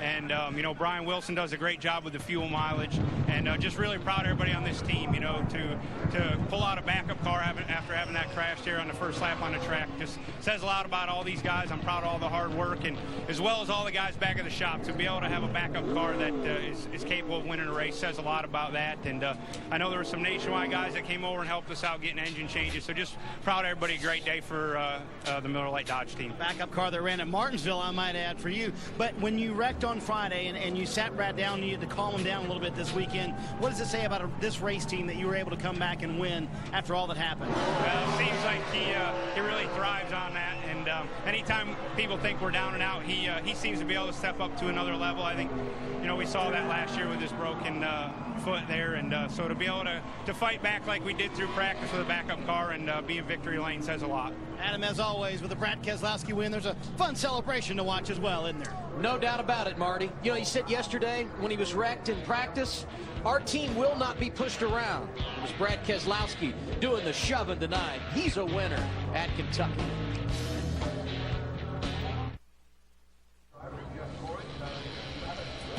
It's all over at Kentucky. NASCAR Sprint Cup Series racing on TNT tonight, presented by KFC. Brad Keselowski won 3 times last year, but he didn't get to use those wins as bonus points in the chase because he wasn't in the top 10. He's already got 3 victories in 2012, and it's starting to look like he's a true championship contender. The celebration about to begin in victory lane. Let's send it down to Chris Neville.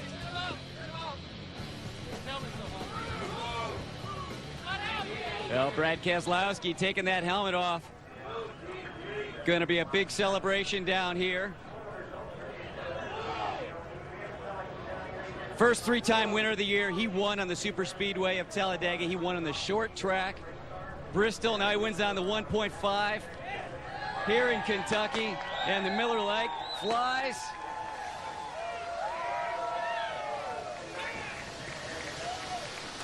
Brad, looking back to that first practice yesterday, you had that wreck.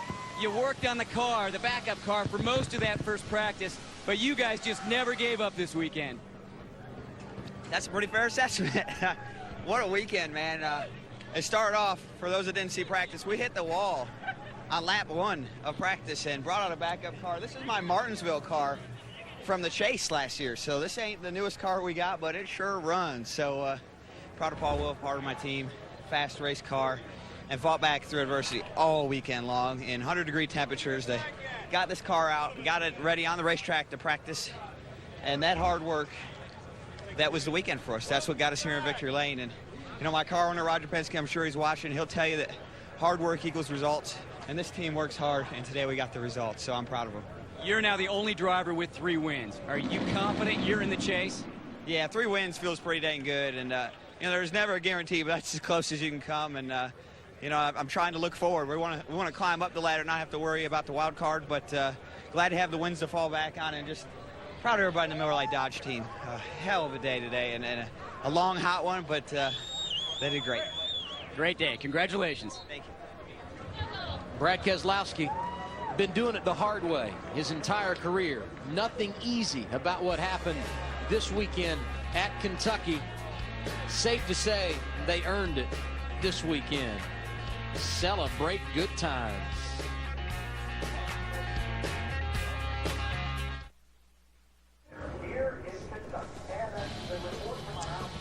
The Quaker State 400 is complete at Kentucky Speedway. Welcome into our NASCAR on TNT post-race coverage, where Brad Keselowski has delivered his 3rd win of the year, the first driver to get 3 trips to victory lane so far in 2012. Now we go down to Matt Yoakum. What an impressive performance by Casey Kane and the entire 5 team to rebound from the issues that you had early on. What kind of statement does this send to everybody, how this team has come together? Well, we had a really good Quaker State Chevrolet. We had to pass a ton of cars and came up a little short, but the team did an awesome job. Kenny Francis and Keith called a great race, prepared an awesome car, and my pit crew is really, really good. We just had a couple mistakes, 2 different stops, and we couldn't get, enough track position, and we had to fight for a long time, but we had a great car. A lot of concern going in by really pretty much everybody in the garage about what to expect tonight from this racetrack. Did you see big swings in handling? Actually, it was, the track was pretty similar the whole race to me. We had to adjust on our car a little bit, but not as much as I would have expected. Yesterday in practice, I was really worried, and today my car was pretty good. So thanks to Kenny Francis and Keith Rodden, they did a really good job. And I wish we could have got Keselowski because we need those wins, but we still had a great car and came really close. All right, Casey Kane, 2nd here on this 1.5 mile oval. And his teammate Dale Earnhardt Jr. was one of those guys that Casey Kane rocketed by, and that was kind of hard to keep up with him. But a fun battle with your teammate Jeff Gordon there at the end, wasn't it? I guess I was pretty loose. I wasn't having a whole lot of fun that last. Maybe not fun, right? Yeah, that last 30 laps was not fun. But good night. You know, we were fast and good all weekend. Great, just a good weekend for us. Would have loved to have had, you know, a little bit better shot at it at the end. We had a good race car with, you know, the run before last. It's really fast, but for whatever reason got real loose at the end, getting into corners. So, just proud of the team. You know, want to thank Diamond Mountain Dew National Guard Sprint, and just hope we can keep it up. You know, we're real proud of how we're doing so far, and like to win another race. You know. Were there changes made on that last stop that made it different? No, we just. It seemed like it happened to a couple guys. Jimmy had a real loose set of tires that run. The 18, I think, had a little issue with a set of tires or something. So it was just hard to tell. I think the 24 had a set too. So it was, you know, the track changed a lot. The track's real rough and you slide all over the place. It was really fun, but just, you know, just ready to win. I really had fun winning the other week, so I'm ready to get back to victory lane. It's only been 2 weeks, dude, so you have a little time. I know. Well, I ain't going to be as patient this time. All right, there you go. Dale Earnhardt Jr., nice top 5 finish, Adam. And Marty, what a night for Rick Hendrick. Talked to Casey Kane, who battled through tough times to finish second. All three of Mr. H's cars inside the top 6 tonight. Yeah, Casey Kane, unbelievable. A lot of these guys had good. Jeff Gordon had a good run. I think Jimmy Johnson won a little bit more. Yeah, Matt. I'm gonna give a shout out. Finish. I'm gonna give a shout out to Kyle Busch, man. After changing that shock, that crew did a great job changing that shock, getting back. And let's go all the way down here to the number 20th. Who's number 20th? Yeah, that's a tough pill to swallow right there. Tough pill to swallow from a driver's standpoint. Yep. Carl Edwards, 20th. Tony Stewart, 32nd. Problems early tonight, but by going back out on track, he picked up 9 points. That could be huge when you talk about the wild card situation. Let's hear now from Carl Edwards, who's with Ralph. Carl, big night is strategy for you.